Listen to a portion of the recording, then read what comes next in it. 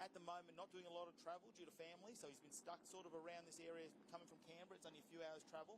Hasn't been able to go down to South Australia and up to Queensland like we normally see Brad Toohey doing the things over there, but it's great to have him here and coming back from, what was that, qualifying. We move into our top 4 now, and Luke Fink's going to lead out the young gun Patrick Barley from the Northern Territory. How will this one go down as Luke Fink throws it in? Oh no! Absolute contact! I'm speechless. There was contact between Patrick Barley and Luke Fink. Patrick just getting as close as possible on that initiation. And Fink with the big flick, he had to do that.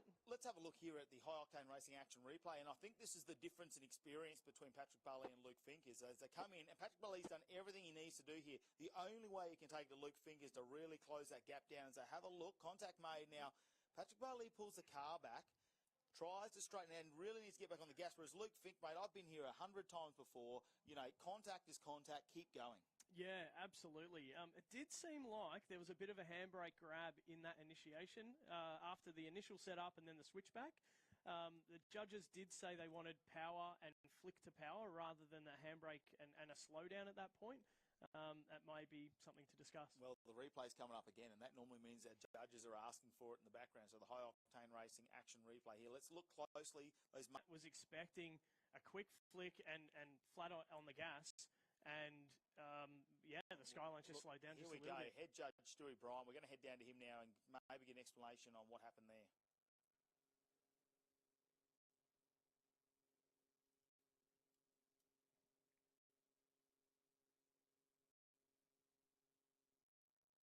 So the judges down there, obviously letting the crowd know what's going on out there at the moment. And unfortunately, we're not getting that back in our headset, but that's okay. That one's going to be a tough one. But and that's what we talk about, those marks on the wheels. We try to explain it to everyone who's watching us out there on the Bosch Motorsports live stream, is that it's for the judges to be able to... Reference point. Yeah, reference point to pick things like that. Yep. The handbrake grab. Just got some vision there of Luke Fink's car. That had some damage to the rear end. It's going to be a tow arm or a traction arm in the back end of that car that is bent, or maybe the broken knuckle. The rear end is towing out big time. It's shown a bit of rash there too on the rim, so they might have made contact rim to rim on that one. In the top 4, though, we may be calling that mechanical to be able to make it happen. They're trying to go through that and looking for everything.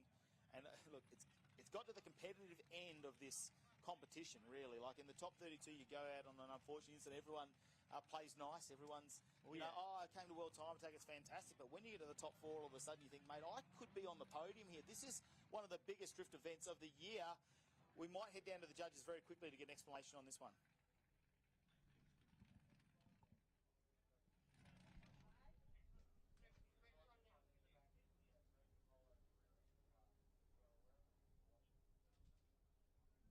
Oh, well, there we go. A lot of talk going on down there, but I'm not seeing them pulling that wheel off. So what are we... The car's not even been jacked up at this point, and I guess, if they're going to try and do the mechanical, you've got 5 minutes to get in there and repair the car.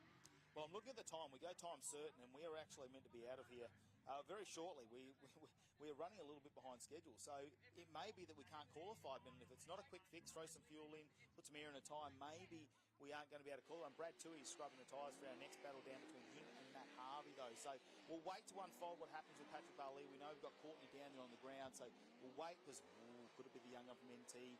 What goes on where we saw that handbrake being used? How will the judges... Let's head down to the judges very quickly. Hey, guys.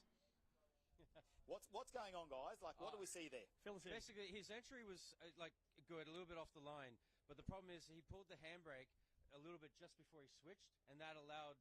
and when Matt Balik was in there, that sort of sucked him up into the car, so it didn't give him room to switch, and that's what caused the actual hit on Luke Fink's car. So what advantage are we saying there? Is that going to be a Patrick Barley advantage? We've actually deemed fault to Luke Fink. Because of the handbrake pull, he's created that issue and created the car to slow down to cause the hit. And will he get the opportunity to fix it? That's the question. That's up to the people up in the pit area, but yeah, he has a 5 minutes, so let's see if he can get it back on track. There we go, ladies and gentlemen, 5 minutes to fix it. Now, it looks like the jack's out. Here we go, let's get underway with the other battle, though. Matt Harvey leading out Brad Toohey.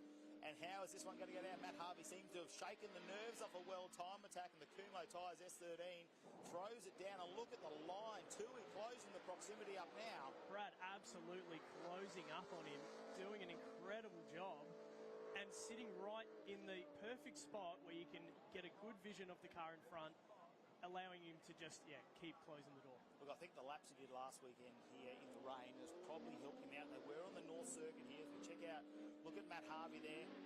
Goes out wide, throws in, doesn't get it out on the grass though. Nice switch back here into this corner. Leaves a little bit of room for Brad Tui. Exactly what the judges want. Nicely out onto the concrete area. The wheel gets up in the air like we see from everybody who gets right in that outer clipping zone. Yeah, well managed. Good, clean battle. It was a good lead to chase, and that's part of it. You've got to do a good lead run, so the chase car has got every chance. Let's head down to Courtney. All right, you ready? All right, guys, I'm here with Luke Fink, who is rapidly working to fix his car. What happened in that battle? Well, I'm not doing anything. We'll make it that straight. Beautiful crew here are getting the car together. But yeah, apparently it's dodgem cars. So I like to play, so I'll play a game of that. So I guess the status is you can just plow into someone on the first lap and that's how you win. So I'll go do the same. So what damage do you think you've sustained there? Because I can see your wheel, when you're coming back in, was pretty much pointing the wrong way. Yeah, just bent the knuckle. So, we'll just sort of align it out and just send it and see how much of these cars come back in after this run. It'll be exciting to watch either way. It will be exciting to watch. Back to you guys. Oh, hear those feisty words there from Luke Fink. The judges are going to have something on their hands there because Patrick Barley better put that right foot down. He's got a very expensive Kevlar body there on that Corvette. And can he run away with this one? Can he get away from the 800 horsepower Luke Fink? I'm nervous. Brad Tui going to lead us out in the Zestino tyres. 86 now over Matt Harvey. It's a big Zoo Performance on the front, and how can he lay down his lead run? Matt Harvey's was right on line. And look, he's just dropped off Matt Harvey. Yeah, it looks like he's just struggling to keep up. Brad's doing an incredible job in the lead and absolutely on bake, on angle, doing everything he needs to do in a really, really solid lead run. Both drivers doing good lead runs, but Matt just couldn't really catch up. It's only the first party for Matt Harvey as we check out the High Octane Racing action replay because the Kumho Tyres S13 dropped off a little bit here. And so I'm just going to look at how quick Brad Tui comes in here. It's nice at this point here. Maybe just in the smoke, lost a little bit of, on the switch there, proximity. But look at this. He sacrifices the angle there, comes in off the line, puts it door to door, exactly what the judges said to do. So he's made it up in the back half of the drift, but has he done enough in that chase run? Has he done enough, Matt Harvey? Will he be battling it out for third or fourth, or will he be battling it out to be 1-2? Oh, let's hope. Let's hope the guy from Tasmania can go right to the very tippy top. Remember, we are in our top four now of the Australasian drift titles here, all thanks to Garrett Advancing Motion. So the top four, this is how it works. We've got our two battles. The two winners go to battle out for first and second. The two that don't win battle out for third and fourth. So that they're not out. We're going to see these four battle again, but who will it be against? Who's going to get the win? The 5 minutes called there for Luke Fink, and they were big words coming out of him. We can play dodgem cars with the words. Feisty, fighting words from Luke Fink, absolutely. And we know he'll do it. Patrick Barley's going to have to calm the nerves there against Luke Fink. Right now, though, we might grab a quick word from our fantastic sponsors here at the Yokohama World Time Attack 2022.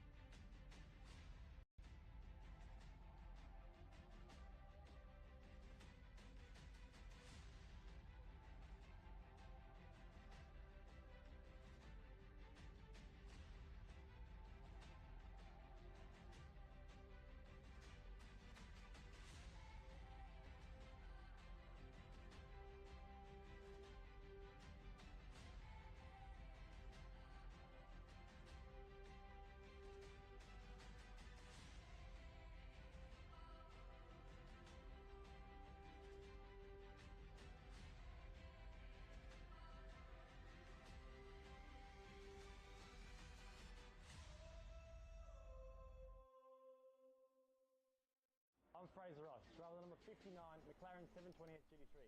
And my McLaren features the latest motorsport ABS. Huomenta. Sinnehän on tullut jo. Jyrkikin taitaa olla siellä paikalla.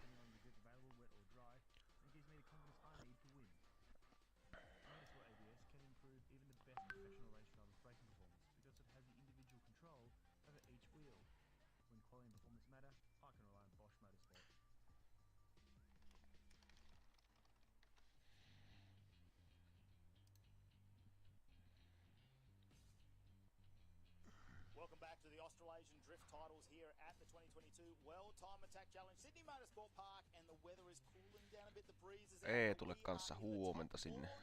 And what an exciting battle we've got. It's already come down to this. Luke Fink and Patrick Barley. Now, Luke Fink probably, he's up there with the most experienced, probably the most travelled drifter we have here this weekend in the top 32.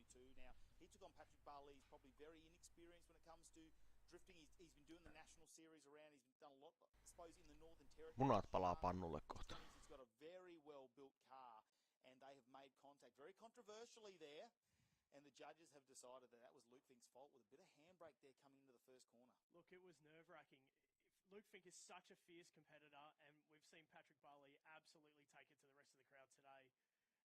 We're going to see a couple of bits of replay coming up, but, mate, I'm so keen to see what happens in the second half of that battle.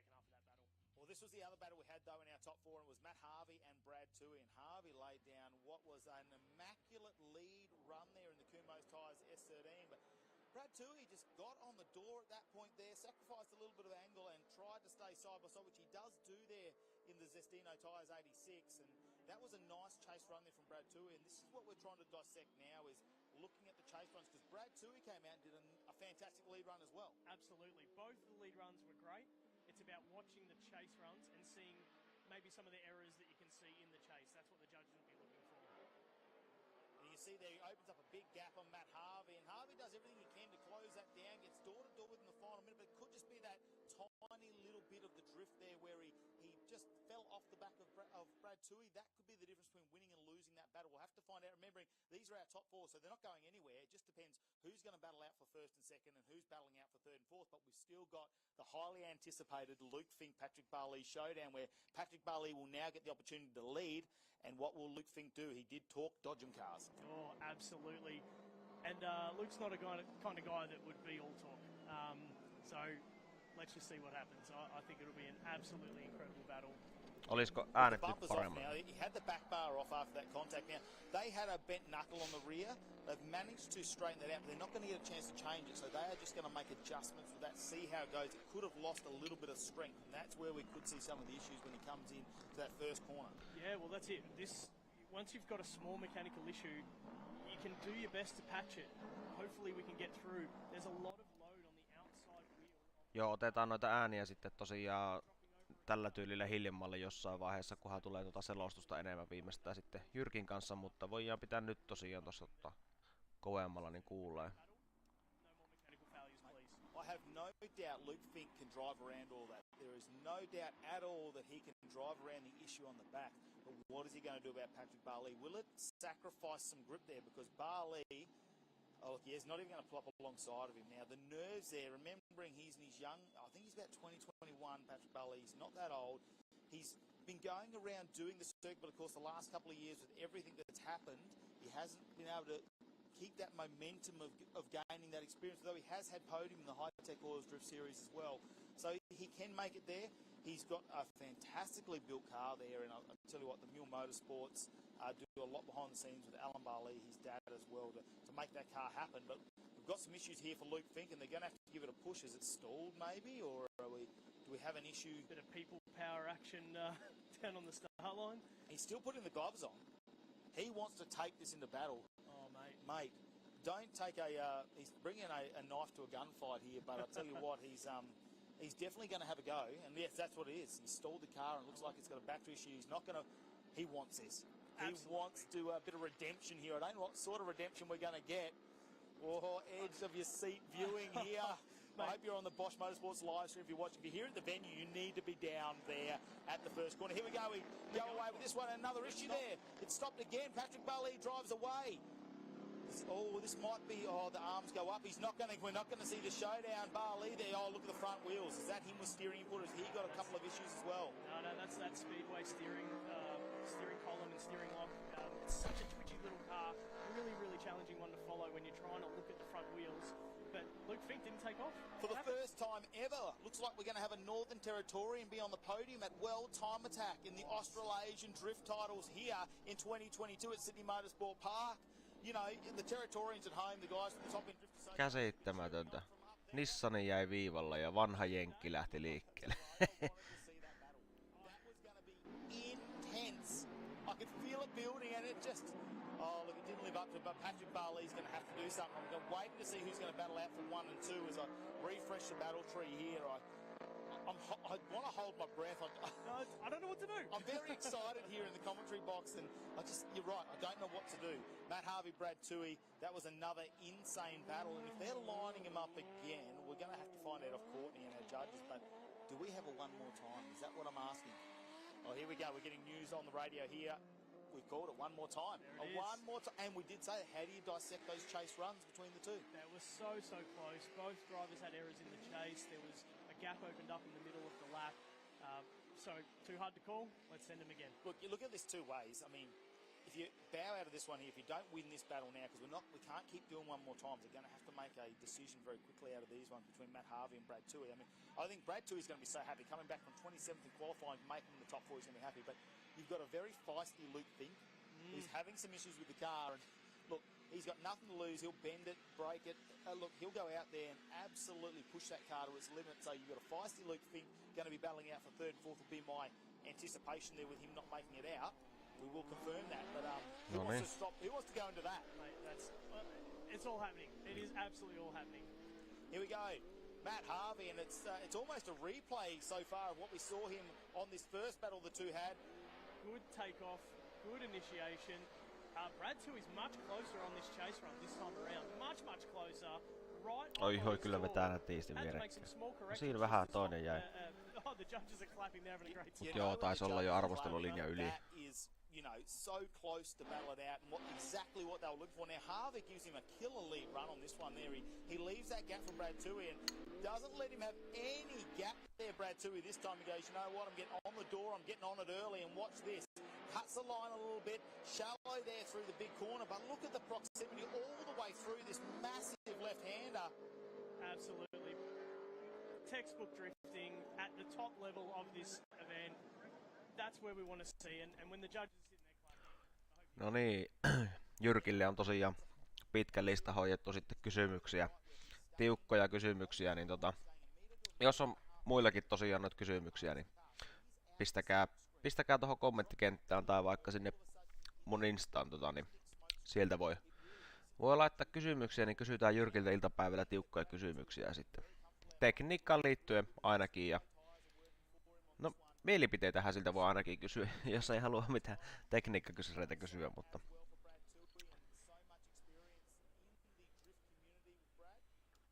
Luke Fink getting towed back. Now, can he repair that car before he goes out for that battle between 3rd and 4th? I don't know what the regulations are on multiple 5-minute rules, so we're going to have to check the regs if he's allowed to do that. But let's get this battle underway. Brad Toohey in the lead, Matt Harvey in the chase. Let's see if Brad Toohey can do an equally as good clean lead run and how aggressive Matt can be in the chase. There we go, it's a really clean switch. Dropping off the backside of the track. Matt is equally as close as Brad was on the first run around. Brad on the big amounts of steering lock. Matt right there with him.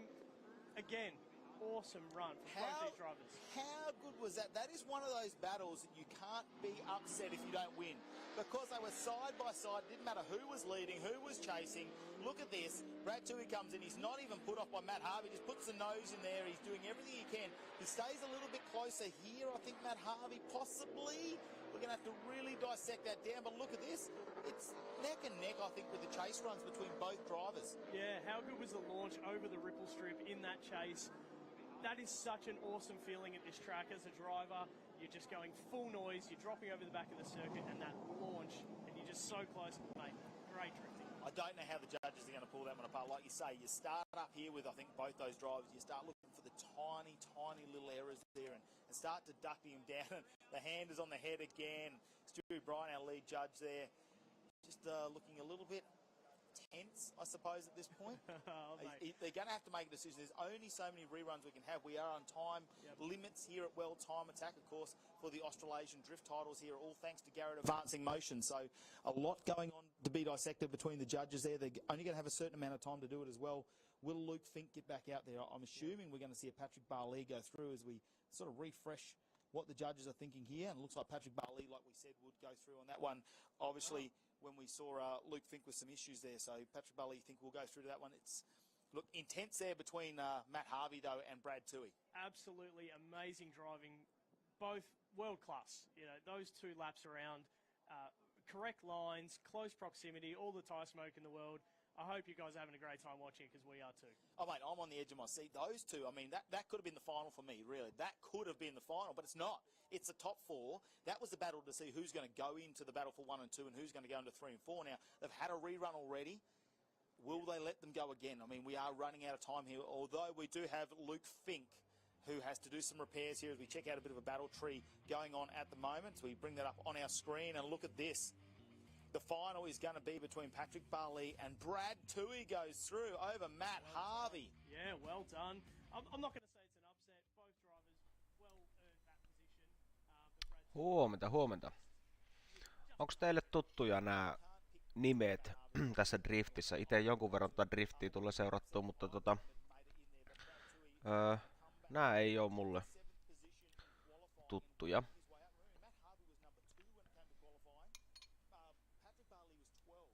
Managed to work their way back through the pack. It's really about battles. Although qualifying is very important, sometimes, though, it does not matter in qualifying. We've got all 32 cars. It's a big field here this weekend of the Australasian Drift titles here, all thanks to Garrett Advanced Motion Technology. And, look, 32 cars. We're down to 4. We've got our top 2. It's Patrick Barley, the young gun from the Northern Territory. For the first time, we're going to see a Northern Territorian on the podium here at World Time Attack for the drifting and taking on Brad Toohey, who is a mature drifter, I suppose, as he's done lap after lap after lap. That 86 has been around longer than Patrick Barley has. Yeah, spot on. That's probably a fair thing to say, yeah. Brad's seasoned veteran.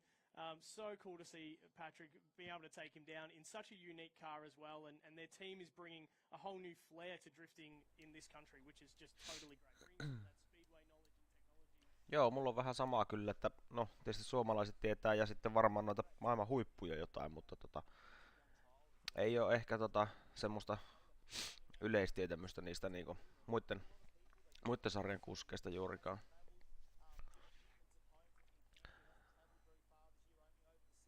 Jyrkin kanssa oli jossain vaiheessa puhetta tuossa siitä jossain keskustelussa ainakin, että olisi ehkä mahdollista ottaa johonkin kuskinkin vaikka yhteyttä sinne ausseihin, että katsotaan, että saahanko onnistua, onko se mahdollista. Ja tässä tosiaan tämä aamueininkin nyt seurata tätä hommaa ja katsoa tuossa vähän, että tuossa esimerkiksi aikataulua, niin tästähän ei tarvitse meidän tietää, kun lauantai-aikataulu, olikohan nyt näin, että tää on parempi ottaa kuvana tohon, niin saahaanpas siihen se aikataulu, katsotaan se. V8s into the final, one twin supercharged LS taking on a 434 cube late model engine out of a Speedway late model car that makes like 800-900 horsepower. It's a fresh engine too. They heard it 2 weeks ago. Hurt 5 pistons in that engine, so they just got a new one. Can't get pistons at the moment. It's just really hard to get parts out of the States. And that's just automotive industry at the moment as well. I work in the automotive industry myself, and it's just a real challenge for parts and ingredients and all sorts of different stuff. So, yeah, great that he had a spare engine or could get hold of a spare engine, and great that he's had the time to test it and put it back in the car. Let's talk about mechanical attrition though. Like they have gone 32, top 16, top 8, top 4 now, and they go back to back. Now, there's a lot of mechanical abuse happening on these cars. Joo, tossapa sitä aikataulua vähän.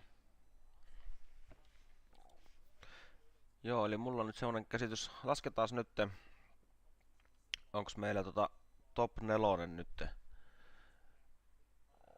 Mennään, eli se on alkanut siis finaali, vai loppuks se? Nyt jäi mulle vähän kysymysmerkiksi, kun söi aamupalaa tossa.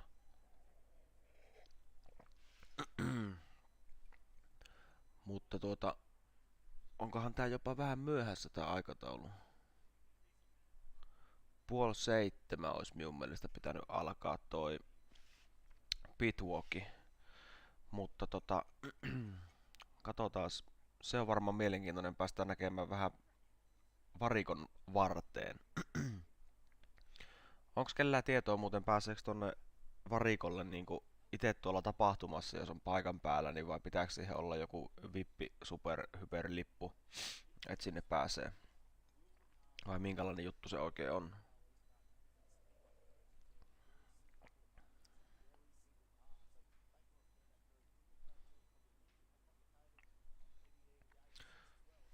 Mut joo, käyväs vähän lisää kahvia, pistetään tohon teille äänet takaisin. Word from our sponsors and be back very shortly for our top 4.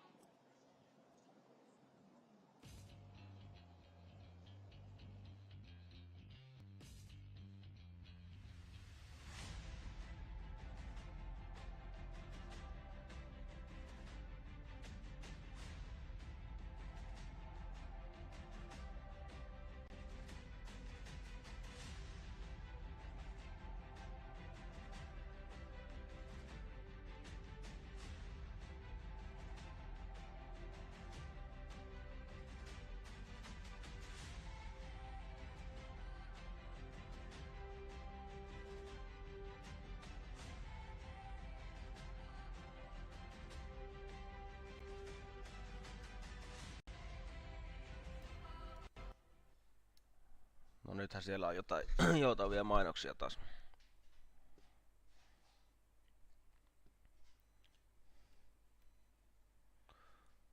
Hajos kone viivalla. Okei. Toi pitääkin tässä onkin hauska nyt, niin tässä voi samalla sitten käydä kattoo, että minkä nimistä porukka. Otetaan nyt toi eestä pois, niin päästään näkemään tuo ja äänet tonne. Wow, there we go. So Luke Fink, obviously a fierce competitor. They must have just had some mechanical issues and they just could not get the car out there to start this battle. Matt Harvey from Tasmania goes through. Yeah, look, we talk about the Luke Fink, Patrick Barley contact there, and the grab of the handbrake is what the judges ruled the advantage there to Patrick Barley. But no matter what, I mean, mechanical failure wouldn't want. I mean, the fairy tale wouldn't have wanted been if this mechanical failure had happened in the battle for first position. So I'm, kind of happy Patrick Barley's gone through in that instance. Matt Harvey looks like it wouldn't be the way he wants to get third position, but he is taking this solo run here in the Kumo tyres S13. They're the 2J Power from Tasmania. Awesome stuff. And yeah, look, as a drifting competitor, you absolutely want to go through and win on merit, and you want to win in a battle situation, not a mechanical failure situation. But look, this is motorsport at the end of the day, and if you couldn't get the car out there on track, then retirement is the thing. That big sweeping final corner. Look at the crowd all up against the fence. That is look, Matt Harvey's just going to put it on the Kumo tyres. He's got them stacked up there. Great sponsor there for Matt Harvey in the S13. And look, why not go out there and blaze them? If Luke Fink can't make it alongside you, let's just go and smash some tyres here. We're having a fantastic time here at the Yokohama World Time Attack Challenge 2022. It's not too far away. Our final coming down between Patrick Barley. Joo, kyllä tänä vuonna on kyllä mielenkiintoista päästä seuraamaan DMECkiä tosiaan 4 suomalaista. Se on kyllä kova juttu ja sitäkin itse asiassa Jyrki vähän heitti ideaa mulle, että pitäisikö tämmöistä vastaavan tyylistä tehdä niin kuin sitten siitä, jos katsotaan Red Bullihan vetää niitä DMECin live-striimejä tuolta Euroopan alueelta, niin siitä voisi miettiä vaikka, että pitäisikö niistäkin. Katsotaan nyt, miten tää luonnistuu ja onko tää mielenkiintoista touhua muutenkaan. Mutta tässä katon tätä Tim Sladia, niin voitais vähän katsoa. Elikkä siis pro-amatööreissä ilmeisesti ajaa. Ja joo, no nyt tiedänkin mistä autosta puhutaan, elikkä tää on tää Silvia. Katsotaan löydettäisikö siitä jotain kuvia vielä tohon. Mut annetaan Korvetelle mahdollisuus tuoda äänet esiin, niin pistetään tosta. A lot of that experience comes from Danny Proto. I'm sure he went over and had a few words with Patrick Barley just to try and calm those nerves.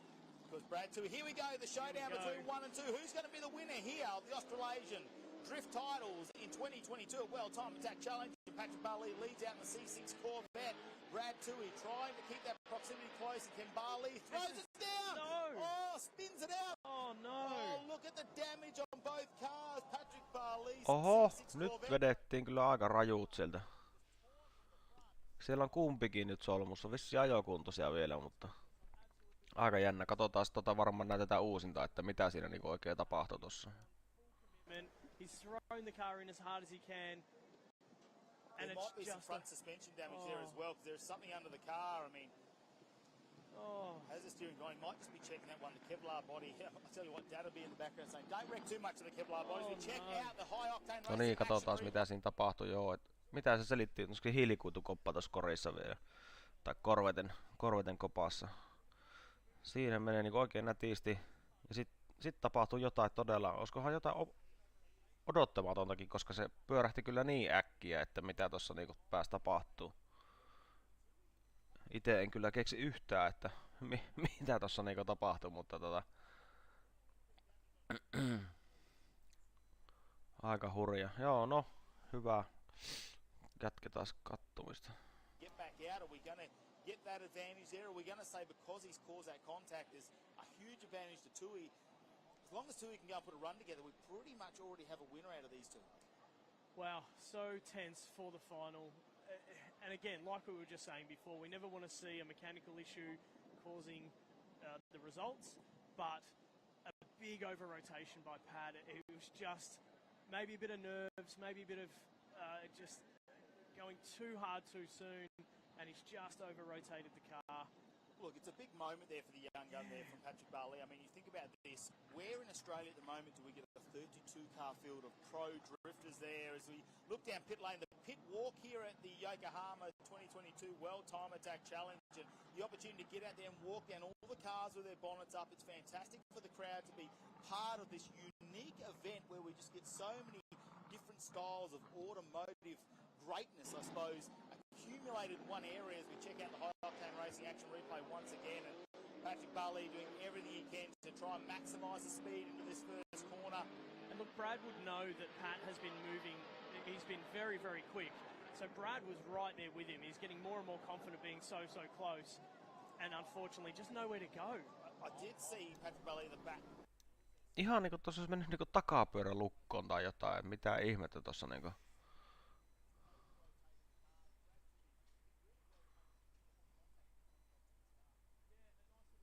Ai, että vieläkin on hiljainen lähetys. Okei. Joo, siis me välillä feidaan tosta pienemmäksi, kun puhuu tähän päälle. Muuten voi kuulostaa todella ärsyttävälle, mutta... It looks like a lot of damage on the front of Patrick Barley's car, but remember that's a Kevlar body. It's going to disintegrate quite easily. Impact there and the bar work behind it, so it might not actually be that bad. I mean, he did pull up on the track there for just a second, but I think that's the bodywork scraping on the ground. He's just trying to see if maybe he can not damage it as much. We know how expensive a Kevlar body can be, especially on a C6 Corvette, so probably just trying to ease that back into the pits. Whether they'll come out again will be the question. Brad Tui, hopefully nothing damaged on the steering of that. Maybe we're going to get a celebration run from him. Possibly. We'll have to wait and hear what comes out of race control, but it's been a hectic 32-car battle to get here, hasn't it? What a day. What an absolute day. The start of the event, we thought it was potentially going to be a washout. And we were very nervous about that because it's always great to have a solid drifting event like this in the dry. You get the whole theatrics of the event. If it was going to be in the wet, it was going to be a lot slower. You'd have a lot more recoveries. We're a bit nervous. So the fact that it's been a beautiful day, the wind's picked up, it may cool off a little bit out there, but firstly, we've had a great day and we've really enjoyed that. I really think the judges put down a fantastic line here for this competition, especially those slight changes they made today. We've seen a lot more cars going door to door, especially the whole car going over that ripple strip, staying on the power all the way through the corner, allowing the other car to get right up and go door to door. A shame for the Queenslanders. We've seen a lot of them on one side of the battle tree in the top 32, didn't we? And they all seemed to attrition. They all went out one by one, and we saw that experience there. We've had some great matchups there. Matty Mingo taking on Rob White. Tuohan olisikin itse asiassa ihan hyvä idea, niin toi, että oikeasta ruudusta on äänet päällä, niin siinä tulee sekin juttu, että saadaan sinne oikeaan lähetykseen ne katsojat myös. Ja niin jos tää meikäläisen lähetys miljoonia tänne vetää, niin siellä pitää laittaa tuohon videokuvaukseen sen linkin, niin pääsee siitä klikkaamaan suoraan sinne. Eli tää tulee niinku Twitchin kautta tää oikea alkuperäinen, niin sieltähän voi ottaa äänet sitten siihen, niin saa kuulla ne siihen taustalle, jos haluaa tehdä sillä tavalla. Be calling this one. It looks like Brad Tui is going to take the win here for the Australasian Drift titles, all thanks to Garrett advancing motion. I mean, a big win there for Brad Tui. Wow. 27 in qualifying, Well works his way back through the field. He had some epic battles with some huge competitors, including Matt Harvey in that top 4. That went rerun, made it through. Unfortunately, Patrick Barley made a mistake, but he's got the win. Congratulations to Brad Tui and his family who are here watching. Yeah, well done to Brad. Well done to all of his crew that have obviously worked hard to get the car here, prep it all. Mate, absolute credit to you. Like we said, it's not the way you want to win, but at the end of the day, he's been driving amazing all day. Imagine the relief there for Brad. I mean, big shout out to Patrick Barley and, of course, Barley Racing. Lux performance for those guys as well, because to be a runner-up here this weekend, he had to work hard to get it. He really took it to Luke Fink, and we saw that fiery exchange there where they made contact. It went his way. He didn't have to front up. Luke Fink had some mechanical issues there, didn't get to battle him back after those fiery words. But, I mean, congratulations to Patrick Barley in Northern Territory and bringing the fight here to World Time Attack. Right now, though, let's go down to Courtney. I'm here with one very happy Brad Tui, who's finally standing on the top of the podium here at World Time Attack for the Australian Drift titles. How do you feel? Yeah, pretty awesome, actually. Yeah, super stoked to, finally put the Time Attack, I guess, voodoo behind me. I've had a lot of iffy events over the years, and I've really wanted to do well here for all my sponsors. So, yeah, very, very happy to do it. Had to do it the hard way. I put myself on the back foot yesterday, and to have to come through guys like Matty Hill and Matt Harvey and Ant Billick, and obviously, bad luck for Patrick Barley. But to be honest, mate, he's been on the scene a couple of years, and to come right through to the final, I've told him, man, he can hold his head high. So, yeah, I'm stoked to do it for Zestino, Zoo Performance, A+ Towing, Prestige Tire and Auto, just everyone, Adaptronic. Honestly, there's so many people I could thank that got me here. It's just crazy. So, thank you. You've had podiums in other series, but this one has always just gotten away from you. So, is this the sweetest success you've had to date? It's hard to know because it's got to sink in, but it definitely feels good, I won't lie. I think winning championships over the years, you got to do it consistent over 4 or 5 rounds. That always feels really rewarding, but, these are the best of the best in the country at the moment. And so, yeah, I guess once it sinks in, I'll probably feel pretty awesome, I reckon. Yeah, once you take a sweet sip of that champagne, congratulations, Brad Tui, once again. Yeah. It's been a great run. Congratulations on the baby court. And I'd like to say thank you to Bianca and my little baby Seb. It's just, this is my little man here. I did it for him, so super stoked. Thank you. Look at that smile. Yeah. Wow. Say hello to the camera. Sinne pääsi juniorikuskikin kyytiin. So good to see these fantastic World Time. Joo, sori tästä pikku säätämisestä, niin koitetaan vielä saada hommia paremmaksi, mutta tää sama setuppi tosiaan siirtyy sitten tonne Simpeleelle, niin pitäisi olla kaikki sitten iltapäivän lähetyksessä varmasti ok, että tässä nyt vähän vielä koitan säätää tätä mieleiseksi tätä näkymää, mutta Deserves the win. That's a mammoth effort, absolutely a mammoth effort. Now it's all about family. Welcome to the World Time Attack family if you're watching live on the Bosch Motorsport live stream. We've lost one of our great family members of the World Time Attack family since we've last been together since 2019, and it's the man, Mozza, Adrian Morrisby. A larger-than-life character with credentials that go as big as the personality that he is. There's the big boy. He wants to be known as the big man, full of excitement and action. Of course, an absolute treasured member of our World Time Attack team, with him and myself starting here right in the early days. And, of course, Wazza from New Zealand. He had his own radio show in Tasmania on Wazza's Hot Bites, and larger-than-life character. We also must, of course, think of what we officially call him the dentist, the owner of Cyber Evo, and unfortunately losing him as well since we've last met. One of our fantastic friends, really founded World Time Attack here in Australia, brought his Cyber Evo over from of course Japan with Tarzan Yamada driving, and unfortunately who's known as our Time Attack's own dentist, passing away, unfortunately, since we've last been here. So it's a little bit sad in a way. There's a mountain-sized void in our lives because we've lost these great people. They are part of our family. They've shared it with us for years, and unfortunately, their time has moved on, and it has passed. But having said that, we are, of course, encouraged to move on and continue with life. And I don't know about you, but these guys are going to be doing it for the next 10 to 15 to 20 years. Luffy and Ian Baker, down to you guys. Thanks, guys. Yeah, as you said, obviously we're here to remember two great friends of the World Time Attack family. I'm here with Ian Baker, CEO and founder of World Time Attack. He's got some very special awards to present to remember two fantastic people of the World Time Attack family. Thanks, Luffy. Yeah, it's great to be back, I've got to tell you, but there's a tear in my eye before I do this, and I've flown up Moz's great mate Hooch here, and I thought it'd be nice to say, you know, what would Moz like us to do? And I think he just wants us to have fun, really. And I said, I want you to go around and pick the car that you would think would be Moz's pick of the cars, and we call it the Bang Tidy Award. I'm going to put Hooch on for a quick word. Yeah, quick word. The Bang Tidy Award, and I thought, of course, thank you very much, Ian, for getting us up here. Moz has left. He was a great joker, but he's left a huge hole in the community down here in Tassie and with you guys. Thankfully, he was cremated. Otherwise, we would have had to dig a huge hole. But the car that I've gone with is the Extreme GTR with Michelle and Mark Guy. Mitäs mieltä nytten tuosta layoutista? Olisiko se nytten niinku mieleen ja ainakin toistaiseksi tähän lähetykseen? Koira istuu tuossa takana, se jää alle. Tuut Seurataan lähetykseen. Tuletko? No niin.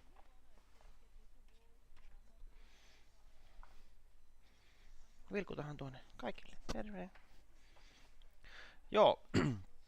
Pistäkääs mielipidettä, että olisiko tää näkymä nyt niinku semmonen. Tonne oikeeseen alalaitaan voisi laittaa jotain muutakin. Niinku lisäksi tonnehan mahtuisi vielä ihan hyvin. Mutta jos on ideoita, niin pistetään näkymään tai yritetään laittaa. Tuolla nyt on pelkästään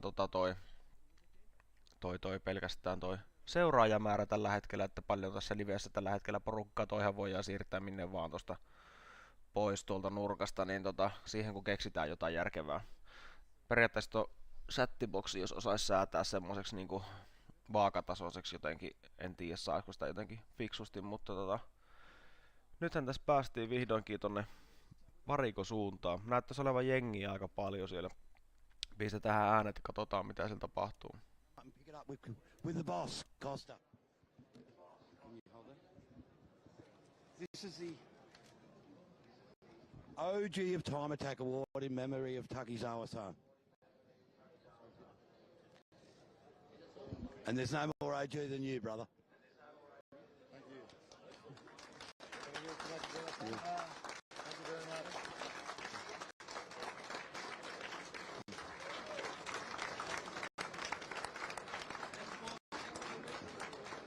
Thanks very much, Luffy. Oh, look, amazing scenes. You know, when the CEO wants to do something, he does it, and including these great awards, the Bang Tidy Award and, of course, the OG Award, and in great memorial trophies given out to worthy recipients. And there's a lot of love in the house, Matty Cav. Have a look at the pit walk here as the drone, I hope that's a drone, flying over there. I didn't see a bloke with a camcorder and a hang glider, and if so, he wouldn't be going up that way. But it's been great to see. Look at Sydney Motorsport Park. This is Australia. Visit New South Wales, destination New South Wales rather. This is this fantastic Bosch Motorsport live stream coming to you absolutely free, presented by highactingdirect.com. And Matty Cav, this is just where dreams come true. And you know what, when we do lose people, when people become mortals to angels, dreams come true from then on then. And I dream of more and more days like this in this beautiful country with these beautiful people and these amazing amazing vehicles and amazing specimens, including another amazing specimen, Warren Love. Yeah, look, guys, it's great to be down here in pit lane. You see the action, you see the excitement happening down here. It's great to be back here at World Time Attack. We haven't been here for 2 years, but how good is it to see people down here in pit lane? We now move into the business end of the afternoon. We've got 2 sessions for each of our categories. We've got 2 sessions for Club Sprint. We've got 2 sessions for the GCG Turbo Open. We've got 2 sessions for Royal Purple Pro, and the one that we're all looking for, obviously, is the Royal Purple Pro final shootout. Now, the thing, talking to a lot of the teams up and down pit lane, is the conditions and how they're going to change as the day goes on. What we saw last night is we saw track temperature of around 16 degrees and an ambient temperature of somewhere the same. Today we've seen track temperature in the mid-20s, so we're expecting that it's going to cool off tonight. Tää olisikin jo. Siis milloin saadaan Suomeen noin paljon tonne WTAC varikolle tota jengiä? Tää on kyllä käsittämättömän näköistä katsoa tätä touhua, kun eihän Suomessa oo ikinä jengiä tuolla. Joo, itse huomasin itse asiassa samaa, että nuo äänet on jostain syystä jäljessä, mutta ne ketkä katsoo sitä itse oikeata videoa, niin tuleeko se sieltä? Koska siis tää mikä tulee mulle, niin tämähän tulee suoraan niiden lähetyksestä, niin tää näkyy niinku mullakin viiveellä jostain syystä. Absolutely been loving being able to get down and get close to these vehicles down here in pit lane. And this is, as we know, this is what World Time Attack is all about. It's about being able to get the fans closer to the cars, get them to be able to see them, touch them, feel them up close, and be part of that World Time Attack family. Obviously, we've just remembered 2 great friends of that World Time Attack family that are no longer with us. We know that they're going to be looking down on us, smiling with seeing all the people back out here today. So it's an exciting time for all of us now. But now, as I said, we're at the business end of the day. We're looking forward to getting back out there, seeing what these cars can do, and hopefully, fingers crossed, we're going to see a few times tumble. Oh, Luffy, what a great cross there. Let me tell you, he summed it all up there. He gave us what to do. Here's the unveiling that we needed to do. We talked about before in the show and shine. Check out Low STI. This is part of our show and shine unveilings. We've got all this great stuff going on all at once, and we've had that first unveiling up on the hill. Luffy's down with the pit walkers. We clear pit lane to go to the business end on track, but this is a snapshot of the Aussie car scene. Matt Kavanagh, this is what Aussies are building, folks. This is world-class stuff. Aussie cars like you wouldn't believe. I mean, none of them are Australian cars, of course, but they're Australian built and owned. Okei. Jyrkillä olikin siellä taas selostajatietoa, mutta siis joo, elikkä WTACin omassa äänet kohdallaan. Aika jännä homma. Tämähän tulee tosiaan mullekin tästä niinku suorana. Pitää varmaan tehdä silleen, että me päivitän käynnistän ton sivun uudestaan. Tai sitten teen silleen, että kirjaudun tonne sisään. Niin odottakaapas hetkinen.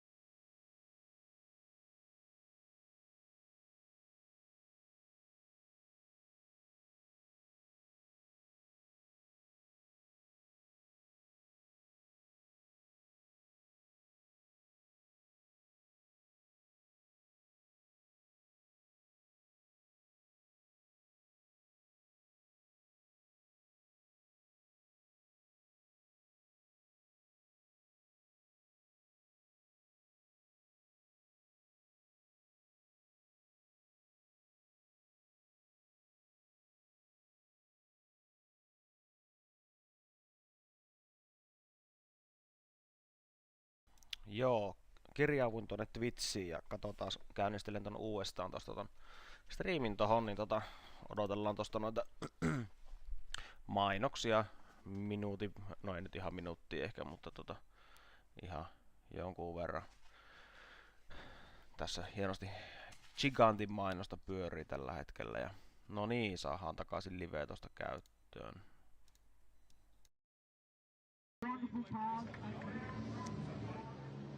So a bit of an update down here in pit lane in our Pro-Am class. We saw Chris Alexander this morning have that rear wing failure spectacularly down the front straight.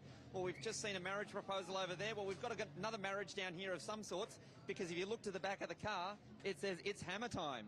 So these guys have been able to get the rear wing off Hammerhead. As we know, that vehicle won't be taking part today due to an engine failure yesterday. So again, that's part of the Siis näyttää siltä, että jostain syystä tää tulee mullekin aavistuksen viiveellä tää ääni tästä lähetyksestä. Nyt erittäin hankala sanoa mistä se johtuu.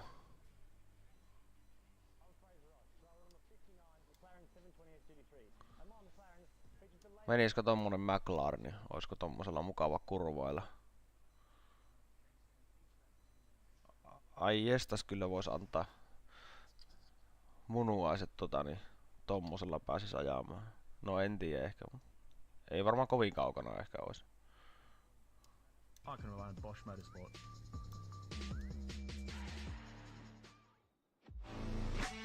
Plasmaman Racing is a world leader in performance intercoolers and EFI intake manifolds.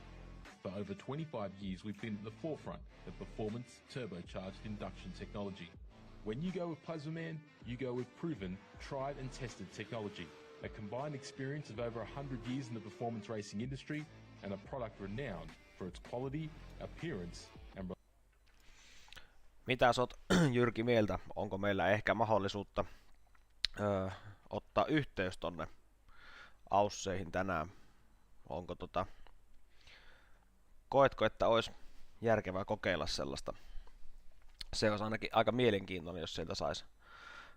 Mutta sen verran oli kyllä Jyrki tehnyt pohjatutkimusta ilmeisesti, että nyt on sitten varikon juorut ilmeisesti otettu haltuun, että niin nyt voisi olla kaikennäköistä tarinaa paikan päältäkin sieltä tulossa sitten. Tai tiedetään mitä siellä on tapahtunut, että ihan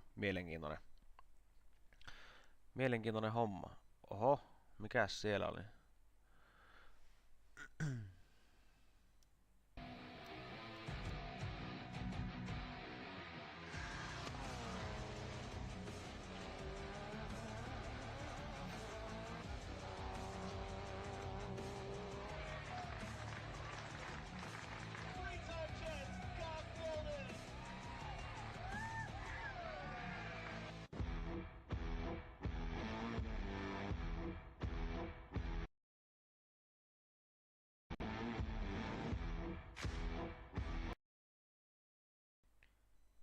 Joo, siinä on taas mainosta pyörii tossa.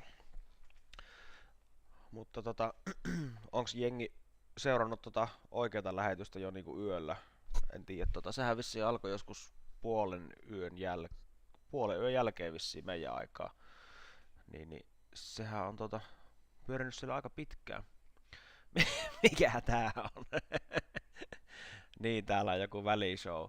Mut siis hei, mitä ootte mieltä? Pitäisikö niinku Suomessakin tehdä tämmösiä, että siellä olisi niinku välishowta ja muuta, koska siis mikä ei ole itsestä niin rasittavaa, kun siellä radan varressa oottaa ja mitään ei tapahdu, että niinku jotain tämmöstähän siellä pitäisi olla ja aina joku moottoripyörän rajoitinta vasten oottamassa siinä nurkalla, että jos rata on tyhjä ja ketään ei siellä liiku, niin heti sinne vaan ja rajoitinrallia sinne ja kumit katuu ja seuraava sisään ja joku semmonenhan siellä pitäisi olla, koska ihmiset maksaa niinku ton lipun tonne sisään niinku siitä, että mennään kattoo niinku tapahtumaa ja viihtymään, mutta Suomessa ei oo kyllä aina ymmärretty sitä, että se on kyllä todella rasittavaa.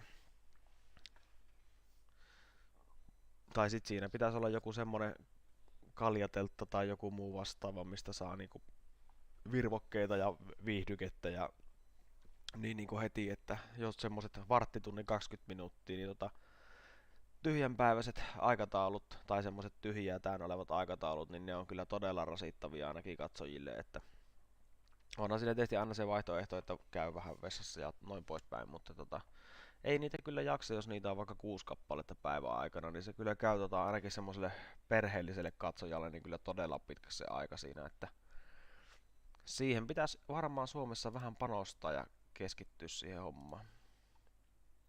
Ai, siinä on ollut 2:30 herätys. Ei oo todellista. Joo. Mitä mieltä muuten yleisesti tosta Aussien TV-lähetyksestä? Mulla oli ainakin semmonen käsitys, että tätä touhua on niinku ohjaamassa sama kaveri, mikä Hurjapää-elokuvia on niinku ohjaamassa, että onks tää toiminut hyvin tää lähetys ja ollut semmonen viihdyttävä. Tää on ainakin omasta mielestä just oikee, että tähän tulee tämmöstä kuminpolttohommaa väliin ja muuta, että Ei niitä mainoksiakaan loputtomiin voi pyörittää. Japikin tuli. Huomenta. Hieno homma. Saadaan jengiä linjoille. Tässä varmaan vielä semmonen 1,5 tuntia ihmetellään ja seurataan. Ja sitten ruvetaan pakkailemaan noita kamoja ja lähdetään tonne Simpelleen suuntaan.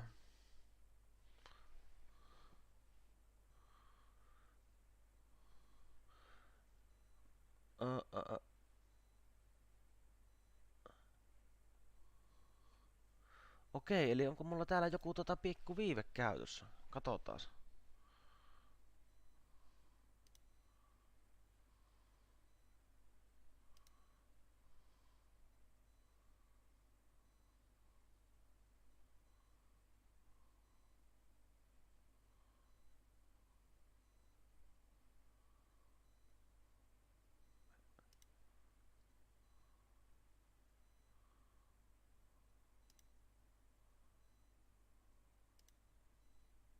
No niin, nythän tää selvisikin tää viiveasia. Ilmeisesti homma on nyt korjattu, että katsotaan kunhan saadaan selostusta uudestaan, niin sitten varmaan on poistunut toi viive. Ainakin ymmärsin näin. Mikäs karretti homma tässä on nyt mutta... No, mikäs Laukkasen Jarnon Fiesta-tilanne on? Ajetaanko Fiestalla tiukkaa rallia tulevalla kaudella? Onko täällä muuten yleensäkin semmosia seuraajia, kellä on jotain kilpa-autoja itsellään? Joo, tuo on ihan hieno kuulla, että on tosiaan järjestetty toi live silleen, että siellä niin ei oo mitään semmosia tylsiä aikavälejä, niin kuin esimerkiksi tässä itse nyt koittaa keksiä jotain tarinaa tähän väliin, kun ei tule mitään järkevää lähetystä. Mutta tähän väliinhän voitaisiin katsoa niin, jappia ja ralliva rossia, no. Niin. Elikkä tästä autosta ilmeisesti oli moottori levinnyt nyt sitten eilen. Niin. Maaliviivalle. Ja tää olisi hieno, kun itse tietäisi näistäkin vähän enemmän. Ei ole hirveästi näistä tietoa mulla, mutta iltapäivällä tosiaan meillä on sitten mukana semmonen tyyppi lähetyksessä, joka näistä tietää ja näiden päälle ymmärtää. Mutta Silviasta on kyse ja oliko Silviassa joku...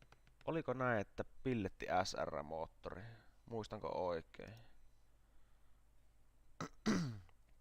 Japi ei uskalla mennä puitten väliin ajamaan. Niin, no se on aika paljon mukavampi ajaa sille hiekkakentällä. Siinä on huomattavasti turvallisempi fiilis ajella. Ahaa, klubilogo Civic. Okei. Mullahan saattaa olla kuviakin siitä. Onko ollut 2020 niin tuolla Ahvenistolla syksyllä? Olikohan syyskuussa jotkut ratapäivät? Mullahan on sieltä kuviakin.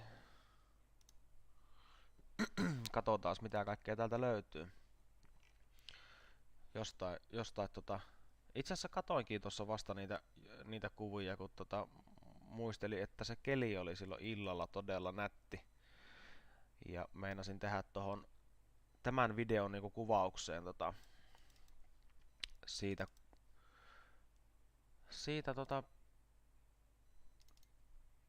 mutta en sitten ottanutkaan. Lankisen Antti eli El Puercosi foto, niin sieltä sain lainata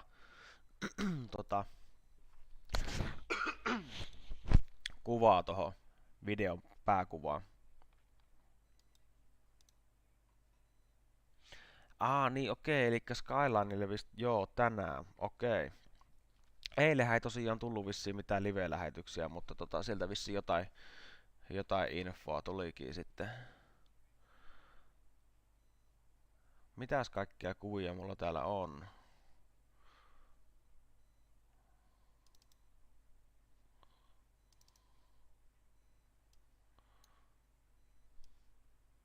Tämmösiä kuviahan multa nyt löytyy ainakin en tiedä onko kyseisen herran auto, mutta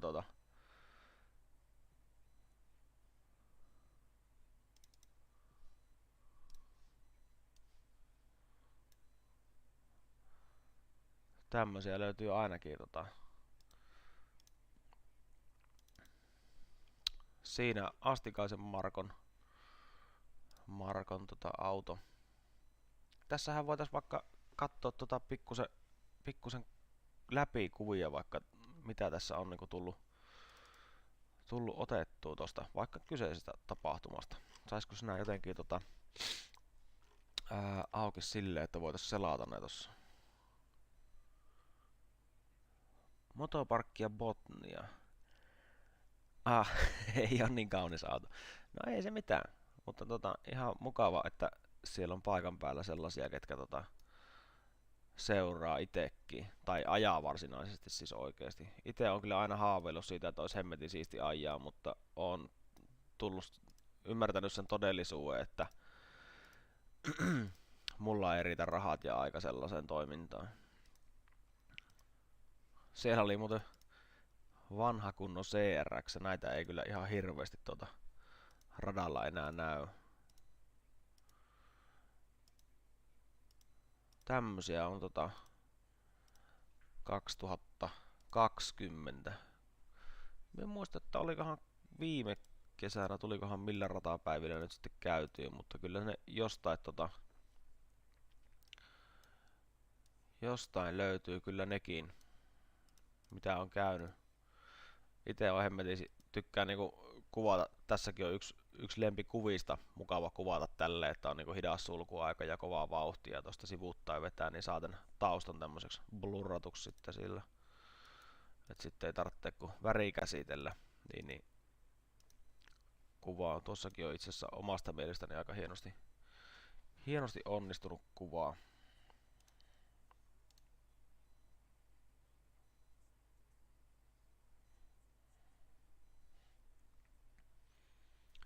Joo, otetaan tosta toiveeksi ja katsotaan. Didn't really see him in the first session today, so we are looking for a run from Dicky shortly. I'm sure that's the entrant number that we've got coming up here, entrant 60. Elusive Racing it is. This DC2R Integra going to give the next couple of sessions a real shake there. Didn't really see anything in that early session. And on track there too, the NA Motorsport, Dwayne Fisher, Evo 10 running around here as well. We've got a great range of vehicles in this particular class. Remember, we've got 3 categories here for Haltech Clubs, Group 1, Group 2, Group 3. And that run by Assad this morning, he put that run down really early. And Jamal Assad, of course, the Team ERS Performance Evo 6, that minute 33.776. Everyone else is looking to be on podium.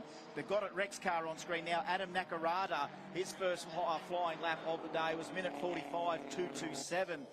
Well, for this afternoon rather, not for today. He had a run in the earlier part of the day. Paul McKinnon's out in this lineup as well. We've got Garland there too. Yeah, just ran his fastest lap there, 1:37.302. As you can see him up there in 6th position at the moment. Look how tight those numbers are already, Matty Cav, and we still haven't seen the Yaris or the Super out there, but it's going to be a massive shuffle, you would imagine, through some of these guys as they try and make that top 10. Pulse Racing, Paul McKinnon, as we said, is out there running in the WRX, the Impreza. And you're right, we've got 3 groups coming out at the moment, so they're all split up between them in the Haltech Club Sprint class. So you might see some of those names up there aren't out on track at the moment, they're going to come out later. So now's your opportunity to lay down that, but it's the 1:33.77 up the top there for the Mitsubishi Evo 6. I mean, that number is going to be very hard to beat. That minute 38.178 there for Dicky, so that actually does put him in 8th position.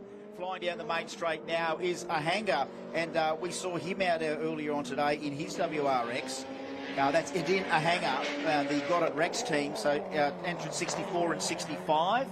And we've also got Garland just going past 2, so it's all the Got It Rexes at the moment coming through Armando in turn 2. He is slowing down. Oh, we've got one off to the side there again after turn 2. It's just caught a glimpse of a blue Rex there. We didn't know which one it was, but it's certainly not entrant 65 being Edin Ahanger. And we are seeing McKinnon roll in there for a second. We got a red flag, we do, and I think it's because of that stranded car on turn 2. That's what it would be. There he is. That is the McGritt Motorsport entry of Jinpen Wang. He'd already run earlier on today. Just trying to find where Wang was in that list. But obviously his last lap time was 1:48 there, which was his fastest time so far. 1:48.385 there. So, but then issues there on turn 2. Yeah, we've had a couple pull up just around turn 2 there. Whether sometimes I wonder, because you are coming normally in top gear down to Armando. You're coming through Armando. If anything, you're lifting off and taking the car around the corner. Now, whether you get back on it and give it one more stab before turn 2, which a lot of people do, but what do you do then? You're gearing down.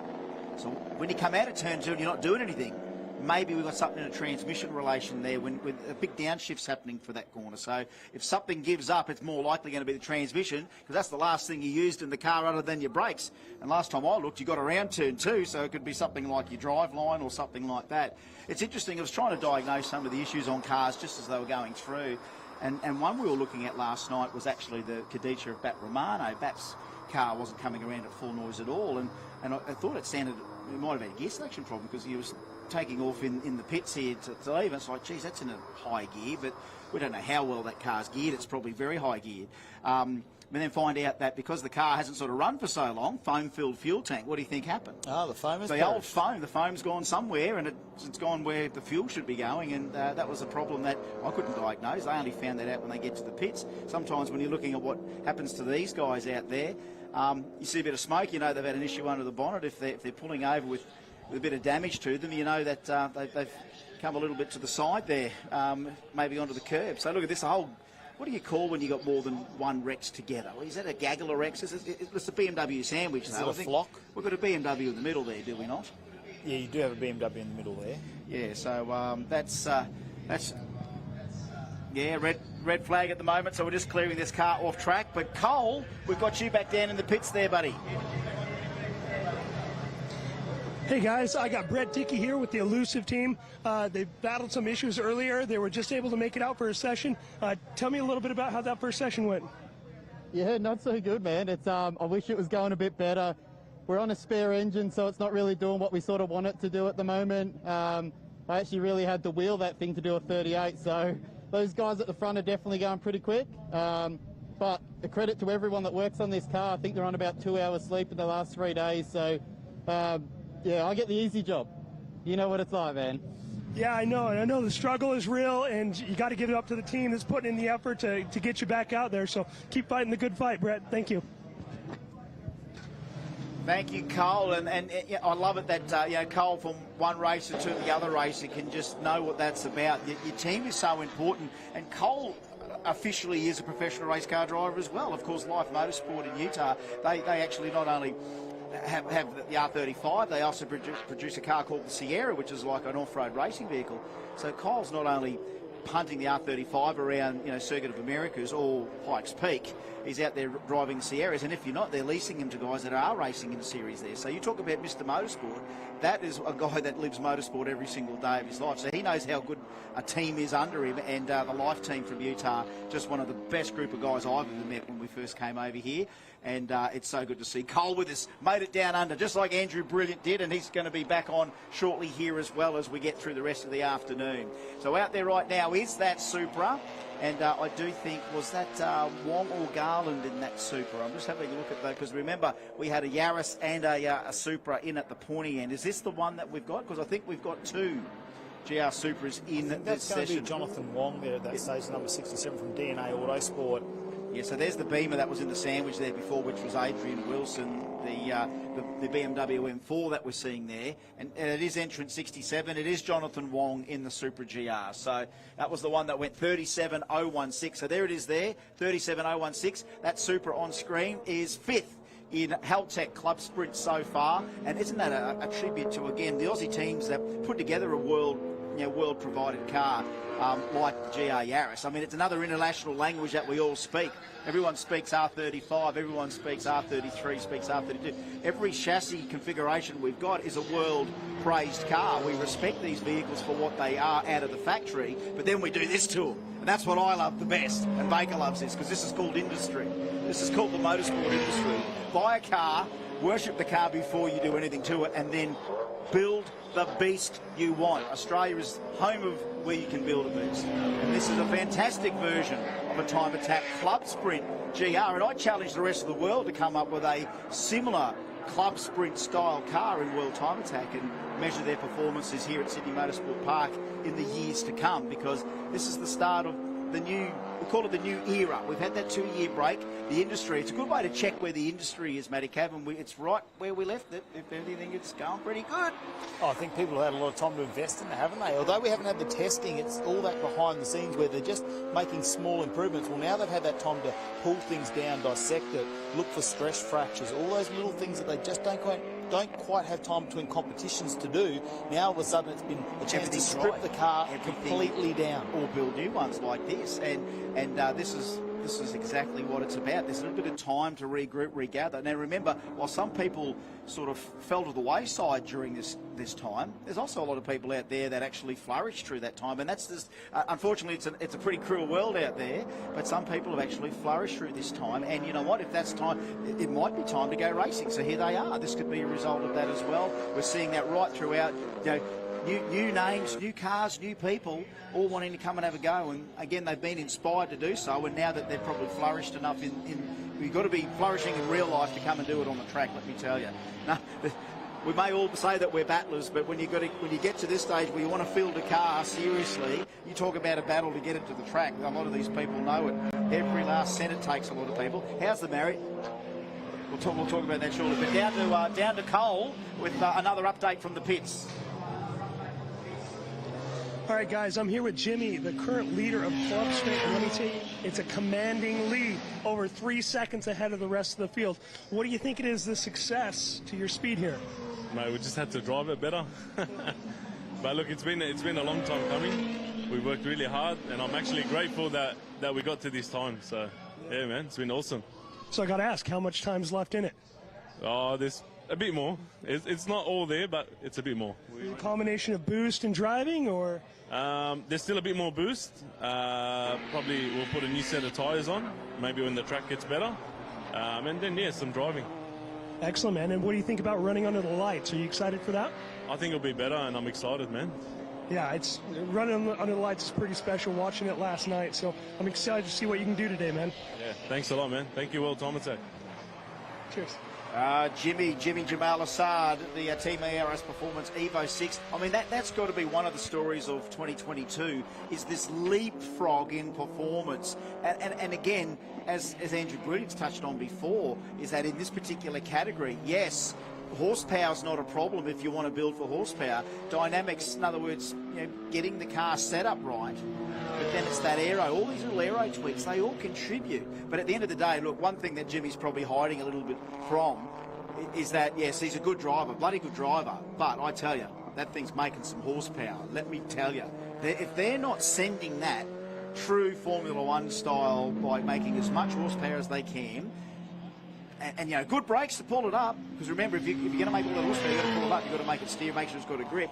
As he said, they're very, very happy with where they are, and that's a huge leap in performance, and that can only be attributed to, again, having what you have and continue to test and develop, and then we turn up at the big show, the big dance, Uncle Ian's horsepower party, and there it is, minute 33.776. So here on track now, he's got it, Rex, Adam Nakarada. Now, Nakarada's been out there and run a minute 45.227 before. And again, geez, we've got a guy still worshipping Rex like nothing else, isn't it? We've got the big event Subi Nuts that they have as well. I mean, again, it's car praise on its own level. My next door neighbour's got 2 WRXs in the garage. She's a rally car driver. She's got a Liberty Rothmans replica, and she's got a full-blown WRX rally car, and she's a lovely lady, and she's actually just sponsored the Queensland State Rally Championship as well. So she's a very successful businesswoman and a rally driver. So yeah, we get grumpy boxer engines fire up all the time next door in suburban Brisbane. Got two Subis next door. Joo, so I can see what they're on aika raju she hates aika. Manses. It's a funny thing. I think you'll find a lot of WRX Miten people muuten, jos hate tähän se Manses. lostaa päälle samalla volyymella, niin meneekö tää sekavaksi tää ääni? No, don't like Lancers. They're almost like anti-Evo people in a way, the Subaru people. There's some absolute Subi tragics out there, and these are some of them. Adam Nakarata steering that thing as well as he can. Have a look at that. I mean, you can tell there's maximum effort. You can see little signs of distress of the car. It's trying to show you that it's trying to grip. Fantastic action here on the straight here for Club Sprint, and more action down where Warren Luff is. Luffy, Yeah, look, one of the big talking points last night, talking to the guys at Team Tilton, was the lack of track temperature out there. They were reporting a top of 16 degrees track temperature last night. We see now the sun is shining, the track temperature's coming up. We've got this little marker here, and if we look down, we currently have a track temperature of 41 degrees. So for the pro guys and pro-am that are about to go over very shortly, we're going to have quite good conditions now, but as the temperature starts to drop away later tonight, we're going to see a big drop-off in track temperature, which is obviously going to have an impact on performance. So again, the weather conditions are going to be the big thing that these guys and girls are going to be chasing out there tonight. And you know what's also going to help? Keeping plenty coming around this track. Joo, eli muistetaan sitten, ei puhuta tohon päälle, jos toi lähetys on täydessä volyymissa. Mutta edelleen näyttäisi olevan mulla tätä viivettä tässä lähetyksessä, niin tää olisi ihan mielenkiintoinen tietää, että minkä takia, koska nyt on noin poistettu sieltä se pieni viive, mikä oli tuolla asetuksissa. Niin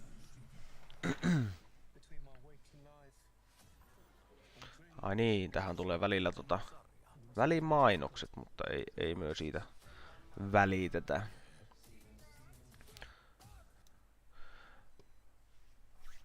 Mutta joo, nyt päästään tosiaan asiaan tässä, eli siellä alkaa tai menossa itse asiassa toi Club Sprintti, ja tosiaan 1.33 siellä ollut jo aikoja vedetty. Meipäs koitan kaivaa tuohon jotain aikoja, että saataisiin pikkusen käsitystä siitä, että minkälaisia aikoja missäkin luokassa vedetään. Great, so the wind's moving around again. Well, if all his prayers are answered, it'll go dead still on dusk. Let's just see what happens here. You know what?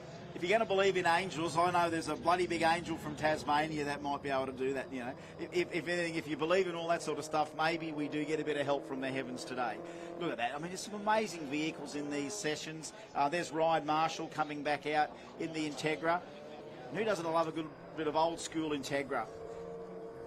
Even a bit of Civic there. Like you've been trying to buy these Civics. I'm trying to get one for the boys, Matty Cab, and they're just a lot harder to hold on to it or get onto at the right price. In other words, when I say right price, I mean dirt cheap. If I can't get it for the right price, I won't get it. Yeah, it's different. The models of cars are changing, aren't they? Especially with the whole JDM world. It was there. It's always been a culture that's been around in Australia, but it's just starting to grow. And we saw that with the unveils there, didn't we, in the show and shine? Is it's not Joo, tosiaan sitä tuossa kyseli, että jos tähän puhuu päälle, että ton lähetyksen ääni on täysin ja itse puhuu tähän päälle, niin meneeköhän tää sit puuroksi, kun itse en kuule sitä samalla tavalla kuin katsojat kuulee. Brought up on a breakfast of Weet-Bix, Ford and Holden. You know, that was literally what we were in the early days. We talk a lot about the introduction of mainstream motorsport in Australia, the Australian Touring Car Championship, that saw everything that we raced on the showroom put out on a track, and then we were fed Ford and Holden, and then Mazda, Nissan, you name it, we've got it. Speaking about legends, we'll get back to that story soon after we talk to Cole. All right, guys, I got Jonathan here with the new A90 Supra. These cars have been super competitive. This is one of the most developed club sprint cars as far as aero that I've seen. Can you tell us a little bit about it? Yeah, from the very start of the project, we knew it was going to be an aero car. So we sprung the car, we set up the suspension, the chassis to cope with the aero. The aero started with a wing, and then we had the whole car 3D scanned. Kyle at JKF, he did a whole CFD analysis on the car, designed a whole bunch of parts, and I don't know how they work, so I can't explain it to you as much as I'd like to. But it's been a long road to get here, but it's been very rewarding. Excellent. And how much more speed do you think is in the car? Definitely a second or so. There's at least a second in the car. We just need to get the right timing with the tires and the track. The track's heating up. There wasn't much grip just then. There's also more stoppages happening later in the day, so yeah, it's about a second. Are you pleased with this platform? Do you think that there's a lot more speed to be extracted from this new Supra? Oh, for sure, for sure. We've definitely got more power. We have more power to use, but the gearbox is the limiting factor at the moment. So we are just trying to keep it reliable, keep it running until the next event. Excellent. I look forward to seeing how quickly you go. Thank you, Jonathan. Well, Trent Grubel out there on track at the moment. You can see in the WRX, I mean, he has been working tirelessly to get this around the DC Jap Automotive entry there, the number 69, and just having a look up on his screen, he's still a little bit off the time at the top there, but that's not, he's doing a green sector time for himself though, a 28 there in the first sector, so the first sector of him was very, very strong as he went around that time. Just having a look at a few more of the times out there. We've got the Advan Performance BMW of Adam Burgess out there, entrant number 94. He goes a minute 43.558 in the Beamer. So it's a nice mix here of your WRXs or your BMWs in there. Throw in the new modern day Yaris, because we've also got Wayne Lee out there at the moment, the GD Auto Garage Toyota Supra. Andrew Hawkins is also out there in his Supra, so we've got two more of the GR Supras in Haltech Club Sprint coming out for another hot lap. Let's keep an eye on Grubel here in the Sector 1, Sector 2. It's been very consistent. Goes even quicker this time. Grubel, 36.573. 1.33, siis mitä ihmettä, tuohon on ihan älyttömän paljon. 1.38 on ollut edellisen 19 vuoden paras tässä samassa luokassa. Onko tässä muuttunut jotkut säännöt tässä luokassa vai mitä tässä on tapahtunut? Have a look at the Beamer going over the curbs there. It's like it's a shopping centre car park. Adam Burgess, he would have been watching the drift car. I tell you what, he would have been watching the drifting now and just going, whoa, I've decided to come in for the Haltech Club Sprint class, but he's got a bit of an itch there. I can see him using those curbs to his advantage there in the BMW, doing a nice job, Adam Burgess, all thanks to Advan tässä on nyt tosiaan niin BMW M14. Aika rajuton erot aikaisempiin vuosiin. You can't dispute it. They're going as fast as they can. Täällä on top 20, niin 1.45, slight undulation in the main Brabham straight here. You see these cars moving on that street-based suspension, because essentially they've still got an element, a bare element, some of these as street-based cars. And another example here, we've already seen Daniel Smith go around in the German Performance Garage GDI. But check out the what are we, BRZ there? Okei, eli Yokohamalta on tullut uusi rengas. No aika merkittävä erohan tuolla on sitten oikeesti, jos ajatus parantuu noin rajusti. Sitten jos mennään tänne seuraavaan luokkaan, niin täällä on jo sitten huomattavasti vähemmän kilpailijoitakin, mutta sitten tiputaan jo 1.28 luokkaa alle 1.30, siellähän on jo useampi tyyppi kuitenkin. And the daily driver goes a minute 47.177. So just getting that beautiful amount of lap time. Of course, he's got Johnny Boston driving the other motive cars. So the man definitely loves to prove, you know, what these cars can do. He's trying to get the Yaris into the 10s that he's got there as well, which they're now giving away as an LMCT auction. So he's out there having a good old crack like everyone else is, and he's not being a stranger to pushing it as hard as he can, and then report about it, of course, all over the socials, which is good too, because the lines of communication to workshops is now so open, thanks to the internet and Insta and YouTube, is that a lot of people have channels, their own channels with their own progress, and let me tell you, they got lots of followers, and I'm their biggest fans, because this is people having a crack. Totta, että toi ykkösenä olevan, tuohan niinku ihan älytön ero noihin muihin, että siellä on tehty kyllä jotain selkeästi oikein, että olisi mielenkiintoinen tietää, että onko se kuskista vai autosta kiinni nyt sitten, että tää on hienoa, että Jyrkikin on tuolla linjoilla, niin siellä on niin paljon tietoa tuosta hommasta, että mitä siellä on niinku tapahtunut ja muutoksia.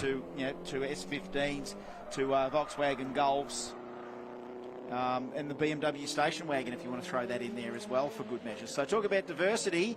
You can build what you want, run what you brung, and well, see how much you can bring. Well, we've even got the Evo wagon in there, really. Yeah, well, I can't wait to see the wagon as well. A long roof, bit of long roof army out here for the people that love the station wagons. So Grubel is still pushing here, so he knows that he's had a good time down there, 36.573. He knows he only needs 100th to get in front of a hanger, so it could be Evo's Subaru, well it is that at the moment, but is it Grubel quicker?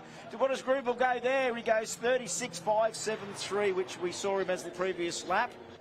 Grubel 36.573. I thought he just got another fly there, or did he have an out lap? 137.40 on that last lap there, so he's just missed out on that one, not too far behind. So it was a flying lap, really. I mean, to back that time up, he's not too far off, only 0.5 of a second. Wow, minute 37.40. There we go, entrant 41 flying through. Now Niin, that's eli the laittaa Alex tosiaan se Mikulski linkki tohon Plasma kuvaukseen Man tuohon entry. alkuperäiseen Twitchin And I streamiin, love niin the ad pitää for vasta Plasma laittaa Man that we're se playing over sinne. the Bosch Motorsport live stream because I'm so proud of that company because they just do the schmickest gear. It is the schmickest looking gear around and it's on cars all over the world. And again, I have those America's Cup moments where you go, Aussie, you know, it's another company kicking ass. And on so many vehicles, the industry alive with all these manufacturers. You want to throw the hot side to the cold side. Think of names like Six Boost, the guys up in Toowoomba that do export exhaust manifolds all over the world. So again, another success story. We can sell you the hot side, we can sell you the cold side, we can sell you the block, we can sell you the crank, we can sell you anything that you want. You want aero, we can do that too. You want some of the best fabricators around, we've got them. A little smoke out of Mikulski's car there. Now look, he's pulled right up. He's got he's definitely getting some signals being in the car that something has gone astray, and we can see the smoke that confirms it. And where is he staying? He's just staying off the on the inside line there, coming into 7. And the guys have gone past him, but it is in limp home mode. Yeah, it's definitely the right thing to do to pull off to the side. Hopefully that's just a little bit of oil maybe coming out of a breather or something down into the exhaust, so it's not going to be too much of an issue. Let's grab a quick update though from Luffy down in the pits. Yeah, I'm down here with one of our Pro-Am competitors, Richard Perini. Now, Ginetta is more a name that you would expect to see competing in GT championships around the world.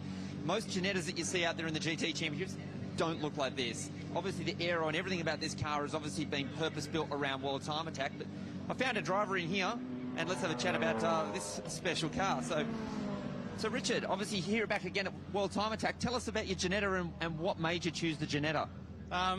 Yeah, Luffy, it was a pretty economical package for a race car that had all the bits we needed in it, and we bought it as a development platform, and yeah, morphed into what we're seeing here. So what's the fastest time we've had out of this car so far? 30.5 is the best I've done. Joo, kyllä toi on niinku selkeä asia, että ykkösen ja kakkosen ero on niin no, mitä veikkaatte, onko se kuskista vai autosta kiinni? Mate, I've got massive confidence in you there, but good to see you in there smiling, my friend. Get out there and give it plenty. There you go. So Richard seems to be a very, very happy man, and such a young fella too. No, it's good. No, I'm joking. It's just good to see. We've got this isn't an 18-year-old. This isn't like 18-year-olds in cars, Matica. This simply cannot be. The only time there's an 18-year-old in any of these cars is that he's invented something. He's invented something, or is a child genius to be able to afford to go motor racing. No. We have more established, successful gentlemen out there, like Mr. Hawkins. There he is, driving around. Established himself. He's actually straight in the automotive media game. I mean, you can't get any more into cars than that. And then you've got Richard with that beautiful Ginetti that's turned into a Time Attack car, and he just loves the event as well. So it don't matter what age you are. All I can say to you, look, I know drifting's a young man's game. You can be 18 and be an absolute whiz kid. I don't say it's a young man's game. There's quite a few of the of gentlemanly men out there. They're getting older, aren't they? Yeah, they are. Rob White. No, he can't be the oldest. No, he's definitely not the oldest. I love Rob. No. I'd call him a middle-aged drifter. Yeah, okay, so there's older drifters than that. Can we get something like a Drift Masters? Oh, he already does one called Drift Masters, but let's do a Drift Masters. Like a senior drift. Senior drift? Yeah, you've got to be over 50. Over 50. Niin, totta. Voihan se olla molemmista kiinni, kyllä. Sitä voisi jotenkin niinku olettaa, että tonne kun mennään ajamaan, niin siellä on niinku autolle tehty kaikki. Voisi kuvitella näin. Spekseja. Katsotaan, me koitan kaivaa tuosta löytystä. That's all the boss wants us to do. Geez, a little bit's come off Ryan Marshall. Did you see something fly off that car just going through a Mondo? Well, it's just grabbing a little bit of the tyres through there, so it's really showing how much they're pushing the car around that corner and suspension dipping down there. There might be a few slight adjustments possibly they've made in between. They had a fair bit of break there while we had the drifting on, so there's been a few hours. But before we were going back-to-back sessions, they only had about half an hour to an hour between them. So now all of a sudden they've had that chance to look at the first two sessions this morning, make some probably major adjustments if they want to. Cole Powson, what have you got for us down in the pits, buddy? All right, I got Adam Kazmiri down here in another new impressive car. This is the Yaris GR, and he's claiming it's the fastest one in Australia, and looking at the lap times, I believe it. Tell me a little bit about this thing. Yeah, it's definitely a rocket ship. Like the new GR Yaris is really fast, and Charles from Lamb Speed is let me drive it this weekend, and yeah, it's going really well so far. So is this your first outing in the car, first competition? Yeah, first competition. We've done some testing over the last 4 or 5 months. We bought it as soon as it came to Australia and been developing parts, so it's all holding together. Is the plan to keep it in Niin, club onko tuolla sprint, or is this something Covidilla that nyt sitten platform ollut you joku think could move merkitys into myös, open? niin kuin Japekin tuossa sanoi, että onko siellä ollut aikaa kehittää autoja kautta kuskeja, laitteita, mitä on niinku tapahtunut? Siellähän on ollut aikaa tosiaan miettiä pari vuotta. Tästäkin on nyt niin 19 vuonna ollut viimeksi kisat. Excellent. And so what sort of speed do you think is left in the car? Are you about there, or? Yeah, I've done a couple of consecutive 136s, so I suppose if the track temperature comes down, I think optimal would be a high 35, but really everything has to be perfect. Me, the car, and everything. So, what is it going to take a car like this to the top of the leaderboard to find your way against Jimmy? I think Jimmy's going to be untouchable, to be honest. That is a ripper time. Like, I went and congratulated him after the lap. Like, that's impressive. So I think many years of development maybe, but yeah, not this time. So understood, man. Well, you're cooking out there. It's super good to see you back in another ride. So hopefully you can go a little bit quicker and break that 35. Cheers. Thank you. Yeah. Awesome stuff there. And Adam Kazmiri, we've got a lot of motorsport heroes in this country, and I put Kazmiri in there too, because nyt kaikki, ketkä tietää minuutin, tietää, että nyt on peukut korkealla, koska Seiska on radalla. Näytti vaan aikojen perusteella, että ei vissi kovin nopea ollut, tai no, onhan se nopea toikin. The Yaris is right around the world, a lot of people, and as you heard him say, developing parts. I love that Aussie spirit again. It's like, well, we've got to just develop some parts for it to go fast. And motorsport is the perfect flux for that. And more Haltech Club Sprint rolling out now, including some late model Hyundai action. Yeah, the i20s really, or the N20s now in their performance range coming out. And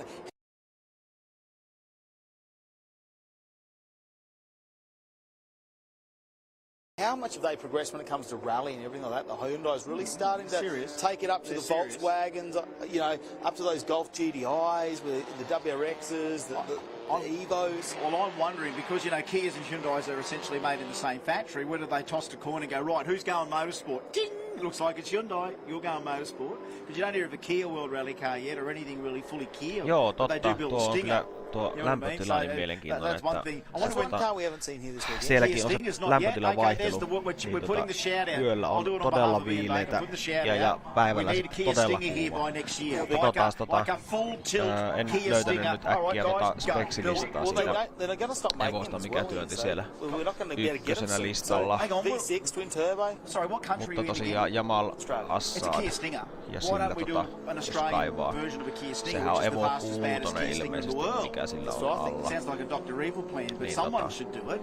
V6 twin turbo 4-wheel drive, it's a pretty slippery car. Katsotaan mitä Forega sanoo tosta lämpötilasta. I'm thinking he was a bloody aerodynamics genius. I hit him with a culture. Okay, Andrew, you're an aerodynamicist. What's the CD of a Kia Stinger? Can't tell you. No, you don't have CD anymore. No. Oh, you don't have the Stinger in there. Was it called a Stinger in Japan? Rahul Victor out there in the Project 70 RX-7 I remember this guy. I remember him. It's Project 70 Rahul Victor. And you know what, as they say, if you can't be fast, be spectacular. That was spectacular. Yölämpötila, niin, no se on 15-10. No ei ehkä ihan 10, mutta päivälämpötila tänään siellä pitäisi olla semmoinen parikymmentä. Yllättävän viileä, ilmeisesti joo, siellä nyt on vissiin vähän pilvistä. Huomenna olisi esimerkiksi 25 sitten jo sitä rataa. Slightly behind by about 20 minutes. You can see look at this Muller there in the Golf GDIR. This thing is going to fly down there. I'm wondering with the under lights tonight, how good the flame's going to be coming out of that exhaust. Yeah, it's going to be a pop fest, no doubt about it. And Muller already has put through a minute 49.550. There's some smashed carrots, just to pen the Mozza phrase. The smashed carrots out the back. And he'd really flare up, Moz, when you'd get a little bit of flamage out of there. But yeah, smashed carrots, never heard of that term until it came out of that man's mouth. In fact, there's a lot of things Moz has said that I'd never heard before, which was definitely cool, including bang tidy. which is fantastic term. Tassies are unique people, but have a look at this. This session has got a couple of those RX-7s in the mix. It's got the Euro connection, being Stephen White in the Golf Type R. Check at this. All those rotor fans out there will give you a couple of Mazda's finest. Here we go. Now let's see how Rahul goes this time. Through Armando. He's loading that thing up. You could tell. That was maximum attack there, and he's going to pull it up here, try and pull this semi-heavy car up. They're not the lightest RX-7 they ever made. That looks all very good. Good balance out of turn 2 there. No oversteer coming out of there. Through 3, nice and flowing. Let's just see as he comes around this corner. No. Still pushing by the look of it. Rahul Victor. It was just where he got wrong on the previous lap. Jyrki, ne linkit ei tuu läpi siitä chatista. Jos viitit laittaa mulle tohon WhatsAppiin. Me laitoin sinne Estonille linkeille, ettei sinne kukaan idiootti tuu heittää mitään semmosia linkkejä, mitä me ei sinne haluta. Price, a minute 46.116. That's Andrew Price in the Audi A3, I think was entered as the Audi A3. Entrant 74. No, he's in the I-20, that's right. Andrew Price was in the I-20. There we go, apologise. So here's goes Rahul, just coming through 8. Call that 8, you scored 9, but it's 8. He's still on it, he's still pretty serious. Got that thing back in line. Sector 2, nothing improving here. Now this is where he lost a lot of time. If you don't get this bit right, you wash out, don't pull it up in time. He's made sure he's pulled it up in time. Terry goes through, Collingwood goes through, but we're keeping eyes on Rahul Victor as he comes on to Bradford Straight. That seems to be a little bit cleaner this time. But all issues there for the little MX-5. That's a big boss race. Home? Is that a bit of error hanging off? A minute 38.693, so not bad at all. Minute 38.693 gets an RX-7 into the top 10, so he did push it, Rahul Victor. We've just about got every drivetrain imaginable in that top 10 for Haltech Club Sprint, including the FD RX-7. Here's the I-20 at full push with McKinnon. I think it's McKinnon through there. Josh Craig, that is. No, that's Josh Craig, sorry. Yeah, the Tune House Racing. And what a way, like they've come onto the scene really strong this year. Now imagine when we're going to get another 12 months of development there on the Hyundais. Look at is that the left-hand rear all the way around turn 2. Now that is maximum attack in front-wheel drive terms, and that was a good push out of there. I do love a bit of air, poetry in motion. When a car lifts a tyre, it's for a damn good reason. It's going very, very fast, and he's pushing an I-20 platform. And you know what? I'm sure we might have an I-20 world benchmark as well. It might be happening here down under, because who else is steering these things around? Hyundai Australia, especially their end division, very keen to make sure cars come out from their brand and put them on the tracks with some of the very best tuning companies working in collaboration. There's the left-hand rear up again. He's coming out, I think, out of 6 there. Over the hill. A little bit of brake to set the car up. Let's see how he comes through here. The left-hand rear, surely somewhere near there. I want to see how it comes out of 8 here. If we're going to keep an eye on the I-20, Josh Craig, it's all yours, mate. Push. We're waiting for that daylight under the tyre. Probably not quite get there. Probably not tight enough that we would think. Not enough speed to really load that thing up, but he's still on how one. Stiff the chassis is to be able to do that, really. Yes. It's very impressive. There's the left-hand rear. So there's the left-hand rear. You can run over the ripple strip because there it doesn't affect the car. There it is again. Left-hand rear out of here. Left-hand rear out of here. There he goes. Yeah, so he's getting a little bit of air under the street car's tyres, which is always good if you can do it. So let's just see what he does here, Josh Craig. The first 2 sectors a little bit unrepresentative, but let's just finish the lap off and see how he goes. Minute 47.47. Ain't no slouch. Ain't no slouch for a production. Oh, left-hand wheel through Armando. Left-hand wheel through Armando too. Let's have a look for a bit of left-hand rear action here from the other I-20. Now that's entrant 53, of course, being Eleanor Terry driving the I-20. Yep, left-hand rear off the ground as well. So these ends are doing pretty well for themselves. Hyundai I-20N.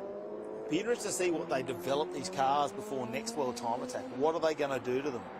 Well, if we see what they do to Yaris's, I imagine if there's enough interest in the I-20s that they'll be doing that as well.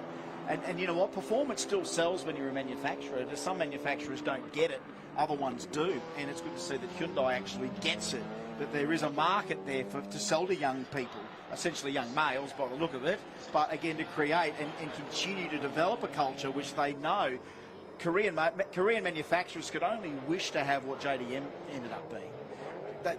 if they want to beat Toyota, well, they've got to create a culture that will live like Toyota's cultures live. And Hyundai's just at the start of that journey. It might take them 50 years, but hey, look how long it took for Toyota to sort of establish where they were. And they've been on racetracks since the 60s. So, what do you think the net worth of this Porsche is at the moment, the 944? 944, when you look at all the different Porsches out there, I mean, still very affordable. I mean, you could probably buy 3 of these for the price of an R32. You know what I mean? Oh, hang on, that's not good. Into the Sydney mud is not good. We've got the One Stop Racing Solutions. Jaha, siellä on joku ojassa. Well, Armando, he's pulled right up there. Now, where did he come from the racing surface into the mud, or did he come off pit lane? I'm just trying to look for some marks. We're really looking for some witness marks there out on the left-hand side of the screen to see how they've come in. We've only caught the end of that, and whether or not we were on the front of that or not. But he wouldn't have pulled in. You would have rolled in, or was he rolling out of pit lane? Has he just made it? He might have had an issue there. He might have had an issue. Now that is the RX-7. I had that there. Artemis Kazanga. So that's the one-stop racing. It's not the one-stop you want. Don't get to that one-stop. That's not where you need to be. No, that's not where you need to be. It's in between the Armando signs on turn 1, and Artemis is kind of out of the way there. He's not on the track. He's actually off on the pit exit, but you also still don't want a car stuck in the mud on the pit exit either. And when they drag them out, that's going to create a bit of mud there on pit exit there for everyone out in the next session there. They're going to have to drive through that. Well, look, Recovery's just seeing if they can duck down pit lane there, and we haven't thrown the red out. So I think we're still all go here at the moment. So Team Takumi, that's Di Nguyen, the 350Z we're seeing on camera now. And again, another beautiful build. You don't see that many 350 Zs getting turned into these cars, and I don't know why. They sold a hell of a lot of them. Yes, a lot of them were autos. A lot of those sort of were sold as autos. So, you know, it's not like you buy a 350Z with an auto and go, well, I'm now going to pursue time attack racing. No, it'd be better if it was a manual. Yeah. And I know there's still 350Zs out there. Have they started to spike in price? I don't know. I don't think they have. And here we go, the 944 Turbo on track now. That is, of course, Paul Kovaceski. It's been a stalwart of Club Sprint forever, and he keeps bringing this thing every year, nibbles a little bit every year. It's a minute 49.250 at the moment, but again, it's another piece of car worship that you've got to admire, the 944 Turbo. Honestly, back in the 80s, the power-hungry days of the turbocharger when it was first coming. Porsche was right on it, of course. 911 they were made famous for, but they could still put the engine in the front and turbocharge it. And this is a beautiful example of what Porsche was able to do during that time. And I just don't think you'll ever pull away the keys from this man. Siltä, että Rocco kuolee nälkään, pitää lähteä antaa ruuat sille. Palataan kohta. It's still on the rego, so it's still on hot rod rego. So it's what we call a club rego. Yeah, historic club, yeah. In Queensland we call that club rego. That's you know, a special usage or hot rod rego in Victoria. I think it's in Victoria, New South Wales. Yeah, it looks like it's Victorian. Yeah, it's a Victorian. It's a Victorian special special use or special. Hot rod rego, so to speak. So here we go. Flies this thing. I think he does tows it from home to here, but he still gets a good lap in. Minute 49.250. I think that's the 2.5 litre. Yeah, that RX-7 is beached as, bro. So that's not getting out of there anytime soon. I'm just looking at Muller actually, as we've seen him going around a little bit earlier in that German performance Volkswagen, because he's just done a 1:46.055, so the best time out there for him in that car. So there's a few cars that are starting to crank out their personal best times in this session, whereas we see some other cars just a little bit off the pace at the moment, and that could be the differing in heat when they're getting that last corner there. You cannot tell me that is not rubbered up enough after the drift competition. That has got a whole heap of rubber on it now. As we look at the number 47 coming across the line, Rodney Middleton, let's have a look how he goes over as he gets the time up there at 1:47.13 that time. Doesn't match the 1:46.70 that he's done previously there, so won't move up the ranks on that one. But so the 1:37 he's done earlier, 47, earlier. So maybe this session will be coming close to an end. I'm just having a look to see what the flag's doing, because a couple of cars starting to slow down. It looks like our checkered flag is out, and it looks like this session may be run and done, Diggles. Well, it's going to have to be if we're now starting to hook up the RX-7 there. But look, as far as results are concerned, a few guys took a few hundredths off. Some people consolidated what they had, and we've got a whole bunch of 38s out there. We see Manif in 7th there with a minute 38. We just had the list there, which is gone. But yeah, I do not know what's happened to that RX-7. So while we find out, it's down to Charlie, who's found something absolutely scrumptious. Oh, guys, look, I've got a really tough job, but someone has to do it. Yes, a world first. We have Max and Jos Verstappen's Formula One cars side by side right here at the World Time Attack Challenge. And in a Charlie first, I have managed to fit myself in Jos Verstappen's 2001 A22. I can report that it's a little bit squishy and my feet actually don't reach the pedals, but look, I think I make this look good. So we've got clutch pedals, buttons, we've got a steering wheel right here, and I think that everyone should come down and take a photo of not only the cars, but maybe a blonde chick inside one of them. Over to you, boys. And so good to see you again. You want to see cool stuff? There's the cool stuff that Ian Baker's managed to schnappel and through no small effort from the assistance, of course, of Red Bull Australia. And how about that, Jos and Max? And so good to see that, because it's not often you get those. It's not often you get to see those come along, the father-son deals. And here's one son of a gun that we're going to talk to now, Warren Luff. Hey guys, how are you? Yeah, down here at pit exit, we're just about ready for Pro-Am to hit the track. Obviously, the big guys are starting to sort of get ready to head back out there, but this is what you've got to love about World Time Attack. It's the diversity that we see in each of the categories. Here we have Janetta, followed by Evo, followed by Sylvia, followed by GTR, followed by... not quite sure. But these guys are getting ready to sort of hit the track. Again, the wind is still sort of going to be causing a bit of an issue for these guys. But this is, I think, the session where we're going to start to see some time start to really tumble, because we've still got some warmth in the air. We've still got some warmth in the track temperature. Things haven't dropped away too fast yet, so the boys are rolling out. Let's see what they can do. Yes, thank you very much, Warren Luff down there in pit lane. Joining me on the mic after a well-deserved break, Matty Cab's getting his well-deserved break now. Been cooling and drifting in with me at Club Sprint. Andrew Brilliant is back, of course, AMB Aero. You've been crunching some numbers on different times, not only in the Pro class, but in the Pro-Am class, but the Open class as well. And here we go, the Pro-Am category. Have a look at these vehicles rolling out here. And as you said, you know, that car just on screen there, you've actually, you know, it's been right there in the same pit with you, that Motul 350Z. Yeah, it was legendary at that time. It was really fast in Super GT. It was they got the worst balance power of almost any of the cars that year. Yeah, right. Yeah, so but still a very competitive and very sexy car, mind you. Now, Aero for Nissan Motorsport. Tell me the politics of Aero if you were dealing with a factory. Do they? Yep. How do you do?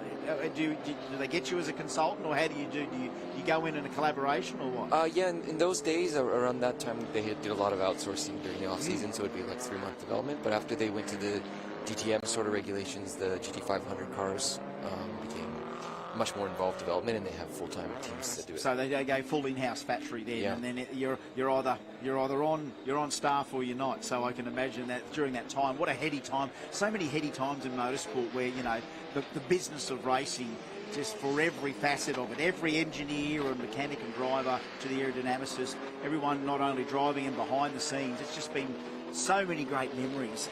And the cars, if they live on like this, brings them all back, every single one of those memories back, and you go, wow, wasn't it good to be part of something great as far as motorsport is concerned. The history of motorsport, Ian Baker makes sure we won't ever forget what we've been lucky enough to have had and witnessed over racetracks throughout the ages, throughout the centuries, including when we pull out an old Can-Am McLaren a little bit later on, just to remind us what Can-Am was about. That's coming up soon, but right now it's mouth-watering action about to start. And Costa, look at him out there. It's almost like he's the Pied Piper, the carbon fibre Pied Piper, the Tilton Interiors Evo Lancer. And as we've already seen today from Costa, a great time there into the 26s.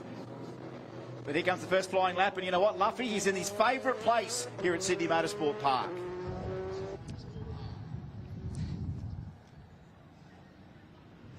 So here we have Team Tilton coming down the front straight. We have Costa behind the wheel, 280 kilometres an hour, and that front splitter working hard.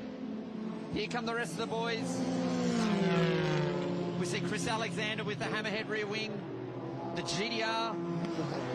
Now, the cars that we're actually looking for is Stephen Hawkes in the WRX and the GT300 Nissan. They were cars that were having a lot of front-end problems in that session earlier today. So for these guys, this is going to be important. Here comes the GT300. Just slowly building up some pace there. This car last time was really sort of struggling. And there again, we see that front bouncing around again. So they've still got issues with that car that they need to address. Back to you, boys. Yes, thanks very much, Luffy, right there at the beginning of Armando Corner. But right now, we're seeing a few guys slow down, but we're seeing a man that looks like he's going to have a bit of a go here, Andrew. It looks like Costa is trying to put another flyer in here. Yeah, he's been doing a great job at looking at his sectors compared to the professional driver, and he's really close in the middle sector. He's doing a good job. So this will be a good one. He's already laid down at that awesome time there before of the minute 26.102. Not a bad little settler. Just quicker than he won it with last year, but still nearly 2 seconds off what he won it in 2018. So let's just see how he goes. Look at that, the sparks fly. Oh, he's had something let go there. Again, that's almost like a little bit of deja vu. He managed to put a 26.071 in. He put a 26.071. But then we've had catastrophe. Is that a delamination?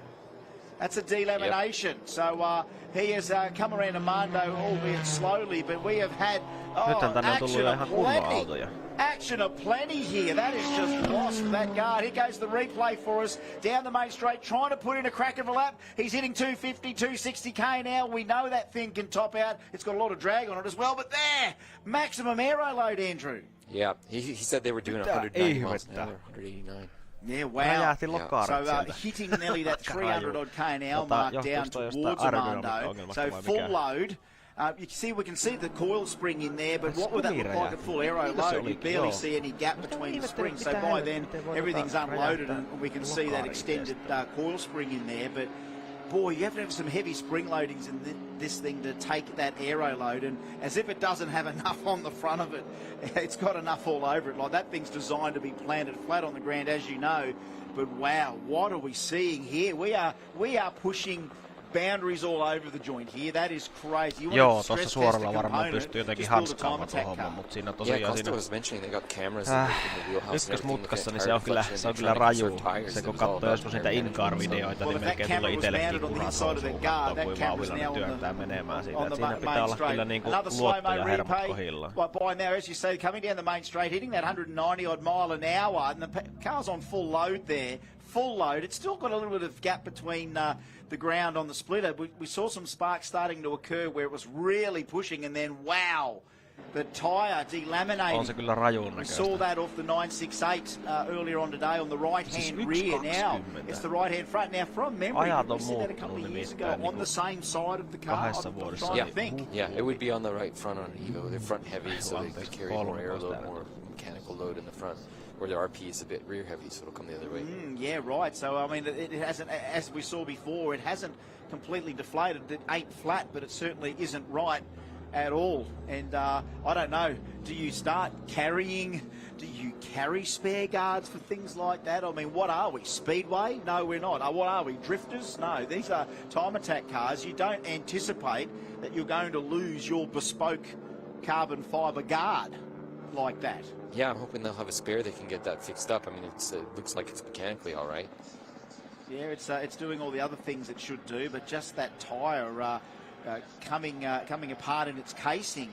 And again, as we said, you know, these guys can choose a tyre of their choice. That's the Pro-Am and Pro guys. We've actually opened up tyre selection to whatever they want to use on it. So this is what it's at. We're pushing everything to the limit with these cars, including the round things that are bolted on each side. Now another look here, not scraping the side plates yet, so it's still nearly there. Here it comes, and just before that, it just got to that crucial point where something's given up. Warren Luff, you're hot on the heels of what's happened. Yeah, look, we're down here in pit lane watching the Tilton Evo come in right now. Onko valokuvaajia tai kuvaajia linjoilla on pikkusen reilummin kontrastia tässä videossa, mutta tuolta radavarasta tulevasta so they do have a front right guard, but when you look along the side of the car, there's all this extra damage down the side of the car. As you can see, that front right guard is completely missing. The tyre is actually still intact, so similar to the RP968 this morning, it's actually a delamination, but you can see there's a lot of bodywork damage there, a fair bit of damage to the front splitter as well. It's missing some of the front aeroplanes and all that sort of stuff, so these guys have got a lot of work to do. But as I said, they definitely know they have a spare guard, but it's also about what other damage that it's caused. So very shortly I'll try and have a word with Costa, get his impressions on it. But yeah, Team Tilton, they've definitely got their work cut out. You can just tell by the body language of that team, and that goes to show how much of a champion team they are. I mean, that thing's had a catastrophic failure on the main straight, and what do? No one's waving their hands in the air or slumping their shoulders over and saying, what are we doing now? No, it's you know what we're doing now? They're fixing it. That's what they're going to do. Here's an angle from behind now. This will be a great shot, the long shot. Heading down Brabham straight, looking for the right-hand front. You can see the car starting to really, it's bouncing. You see it bouncing a little bit. 2 bounces, bit of spark. It's a bit bumpy there, yeah. And then just there. So maybe a combination of that little bit of bumping magnified by the aero. And then as you see, you told us before, Andrew, a critical point of what they've actually done to conserve the time. Yeah, they've been reducing downforce and taking it easier in turn 1, trying to buy them more usage around the track with the utilization of the tire, but hei, jos mulla on tää mikki päällä itellä tälleen, tarpeeksi kovalla volyymilla, niin kaikuuko tää, jos en puhu tähän? Decision to turn down the aero they've got. In other words, you're blessed with so much aero that you're trying to actually pull out the downforce that you've got on the car, and just that couple of little bounces, and again, the porpoising that we've heard mentioned before about aero porpoising, as you say, like as fast as these cars go, the dynamics are trying to keep them planted on the track, plus that odd slight undulation in the pavement, which most pavements have, and then for the car to react in that way that it's like, well, everything here mechanically is fine, the tyre becomes a weak point. But did you notice they weren't slumping the shoulders and throwing the drag stand on the ground? That thing went right back there like it's a pit stop. It's a well-oiled machine, that team. Luffy's got more. Yeah, I'm down here with Team Tilton, obviously with Costa, just got out of the car, 260 kilometres an hour down the front straight, tyre failure. From your perspective, mate, what happened and how did it feel? I think the track temp's gone up a little bit higher than what we expected. The day's gone a little bit warm. We've been monitoring the tyres with cameras all day and testing. I understeer a little bit coming onto the straight, just a little bit hot, and I think that's all it took. So how confident are you guys that the guys are going to be able to get this back out? I spoke to Louis. He said you guys have got another front guard, but we can see a fair bit of damage to that front splitter. How's it look from your perspective? I'm not quite too sure, but Louis must know more than me. We've got Mr. Voltex here too, so I'm sure we'll be fine. Well, there you have it. Look forward to seeing these guys back out there. Obviously a very frightening one, but glad to see him still standing here and all okay. And the smile on the face still there. So, I mean, it's to be able to smile in the face of adversity.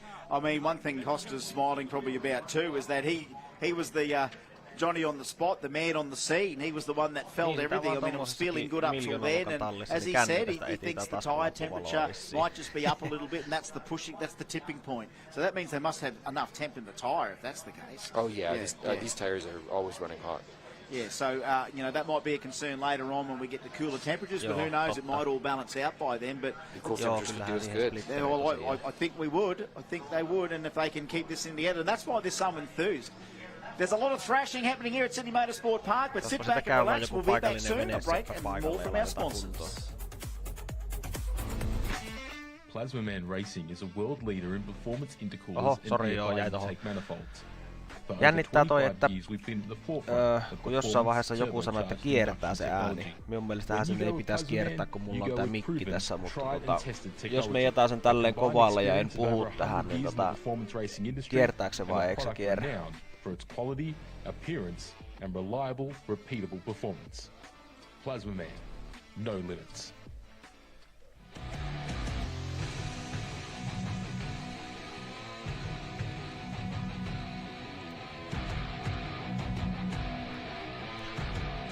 Tossa noita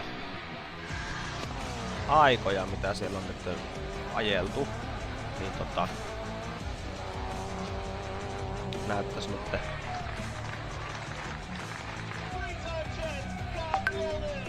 Joo, kyllä se tosiaan raju tommonen.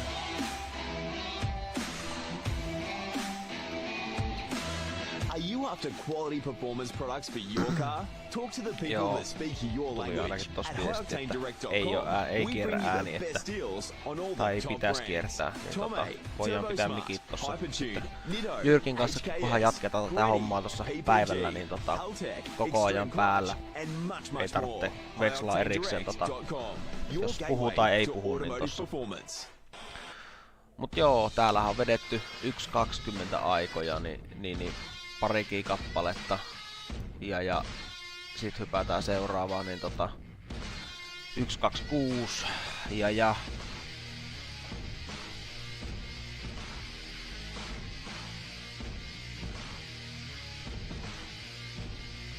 niin, siellä joo, kävi tosiaan Sivosen autossa, että siellä ei alusta kestänyt sitä. Et sitä voi jokainen miettiä vähän minkälaiset voimat siinä on tosiaan siinä mutkassa, kun työnnetään tuo 260 siihen menemään.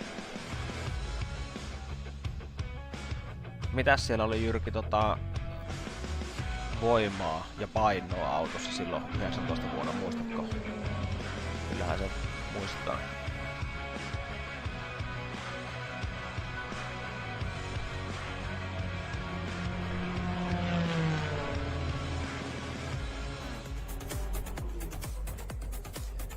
Niin, tossa on tosiaan nyt toimista Jyrki puhuu, niin scene here.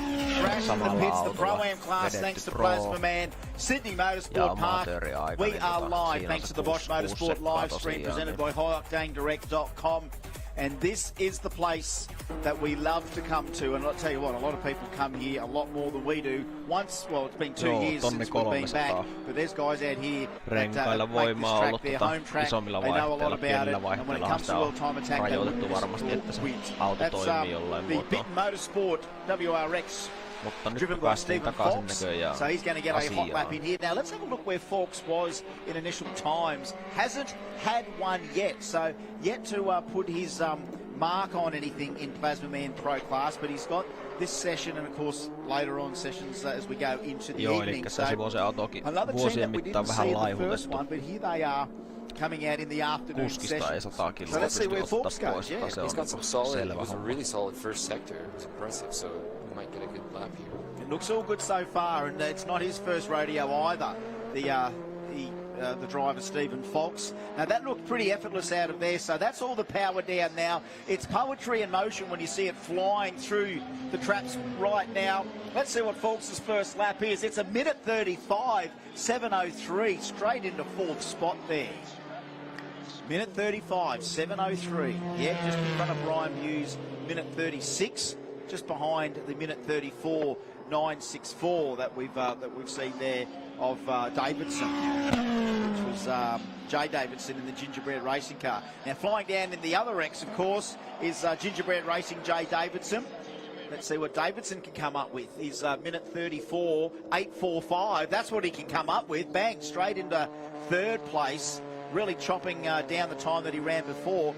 And I do love the S13 that's in the mix here. That's 180SX rather. Andrew Handmer, the SX development car. He's giving it all he's got. Comes through and goes that's no slouch. Minute 36, 4:82. He's nearly in top 5 with that. Yeah.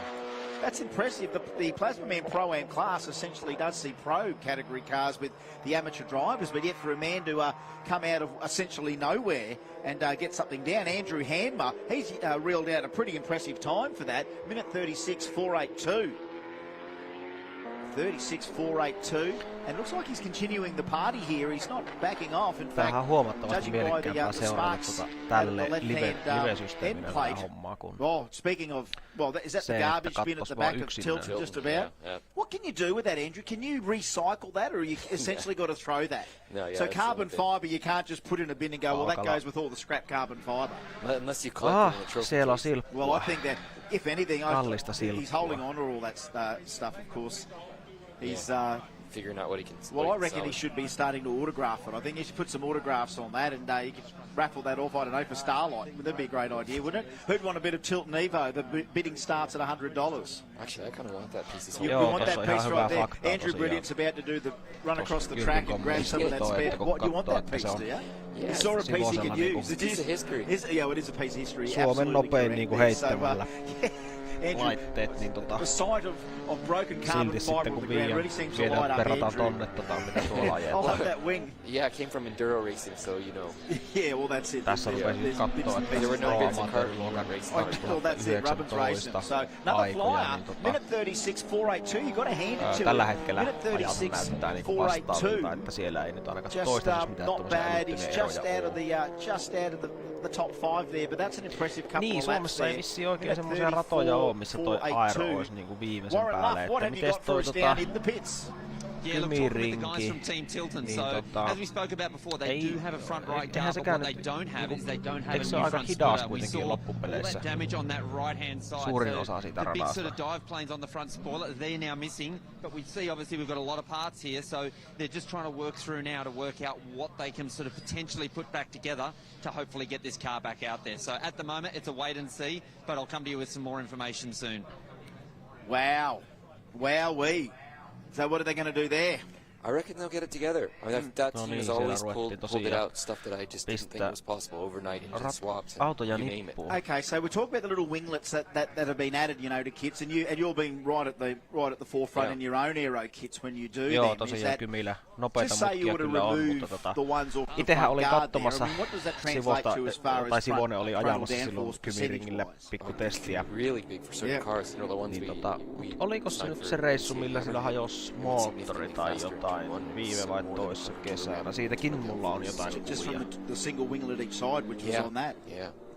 Joo, ihan hyviä faktoja tulee taas siellä, että plus 130 kun Apexissa, niin silloin ollaan niinku aeromutkassa. Ei pysty käsittämään niinku iteen noita. It creates vortexes that go down the side of the car. They're really important. So I hope that honestly, it looks like something that a bit of race tape and bubblegum and hard work can get them back on track. That's the spirit. Andrew, brilliant channeling his inner Aussie there, where it's just get some wire and some tape and they'll put something together. And even if they do try and just take off what's on the other side and see whether they can resemble some bit of splitter without the canids on the side there as well. Look, he's getting some good laps out there. He puts another one in, minute 36.482 as he'd previously run. So he's getting plenty of track time out there. Some of these guys rated as the amount of laps they can do. Yeah. Some of them are treating time attack in these categories very, very seriously, but others just want the track time. I'll tell you a hilarious story about this car. It was under the minimum weight, so he made his rear diffuser out of solid steel. Is that right? Yeah. Joo, the rear diffuser is solid steel. Ei se ehkä ihan käytännössä menisi niin. Oh, is that right? Now that's an amazing pit story. That's a great piece of journalism there to find that out. And maybe you do that. You if you got that much weight, you've got a gain. And you know what? The S chassis are, you know, a thing that are relatively light, and that's why they were so popular. But yeah, to make weight. Let's put some heavy component. Let's do the reverse of what we've been trying to do for 10 years and make things light. And you know what's the best place to probably put that weight? Siinähän on tämä. Can be an Aero 8 as well as ballast.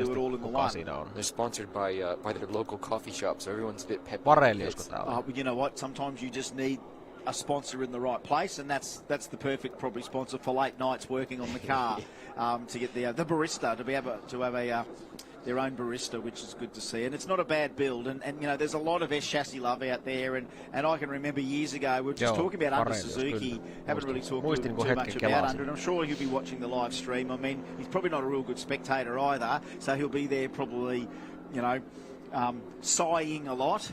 Waiting for the day that he can come back to the place that I think made the man a star. But you know what? That chassis worship. I remember lining up here to get in with the crowd one year, and there was like 10 S15s, all bombed out, full body kitted S15s, all in a row. So they've come out on the drive together. And there's 10 in a row trying to get in. Ei ollut ihan Pemari oli vissiin etuvalot sitten siinä. And of course they were. We're asking people on the pitwalk, who do you want to see? Oh, Under Suzuki, Under Suzuki. Tästä autosta ei harmillisesti ole hirveän montaa kuvaa, mutta tämmönenkin kierti siellä. Event in Sweden, and they're mad about him in Sweden. He's big in Sweden, so Under Suzuki's big in Sweden. Talk about big in Australia. This is this session hasn't shown much other than some improvements and consolidation. The Plasma Man Chrome AM class looks like this after that horrific time elimination. No improvements to cost minute 26.071. Richard Perini at the moment. Check this out. Minute 33.657 in second place.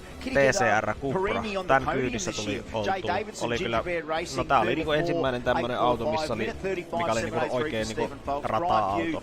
Niin tätä ennen ollut kilpa-autoja, jos miettii, niin ton Astikaisen Markon Evo kyyvissä, mutta sehän nyt on kuitenkin ihan täys katuauto kuitenkin, niin oli mielenkiintoisen tuntusta kyytiä tommosenkin kyyvissä. Siitäkin löytyy video siitä reissusta, mutta kävi siellä kyyvissä. Tim Slade lap in the Extreme GTR and Nathan Morecambe's only couple of tenths behind lap in the Evo 7. Yeah, and they were trading sectors. It was like if you know, one lap, one of them would get that sector, the next lap the other one would get the sector, so they were really closely matched. Onhan tällä näköjään näitä if he can put together laps now that the GTR's out, you know, if he can string it together, he's got a shot. It's got to be painful for watch for the Extreme GTR category because team because yes, they put the big number down. Tim Slade was the one that put that car on the top, but Nathan Morecambe tried so hard behind him to nip it back. Because Nathan Morecambe was initially the quickest in the category up till then, and then the Extreme GTR and Tim Slade found the mojo and put the number down. Niin, eli tässä on of course, it's unlimited engine mod, sequential trans allowed. You can change the windows to Lexan. There are some restrictions, but you see if you can spot them on body and aero. And you've got to have that minimum weight there as well. Run on that tyre. Many trans out there and that angry Integra. And again, there's a lot of Integra worship around as well. And you can see why. Again, cars that have proven themselves not only as great road cars and sports cars, but great race cars as well. Andrew Brilliant. Off to get that carbon fibre that's been stacked up at the back of Tilton Ebb. And Matty Cav joins us while Andrew goes on a Kevlar spree. Oh, let's go. Can anybody beat Tim Slade? That is the question there. The car is out, but he's laid down that record time there, 1:27.379. That is a record time in open class. Now, can anyone catch it? That is the question here.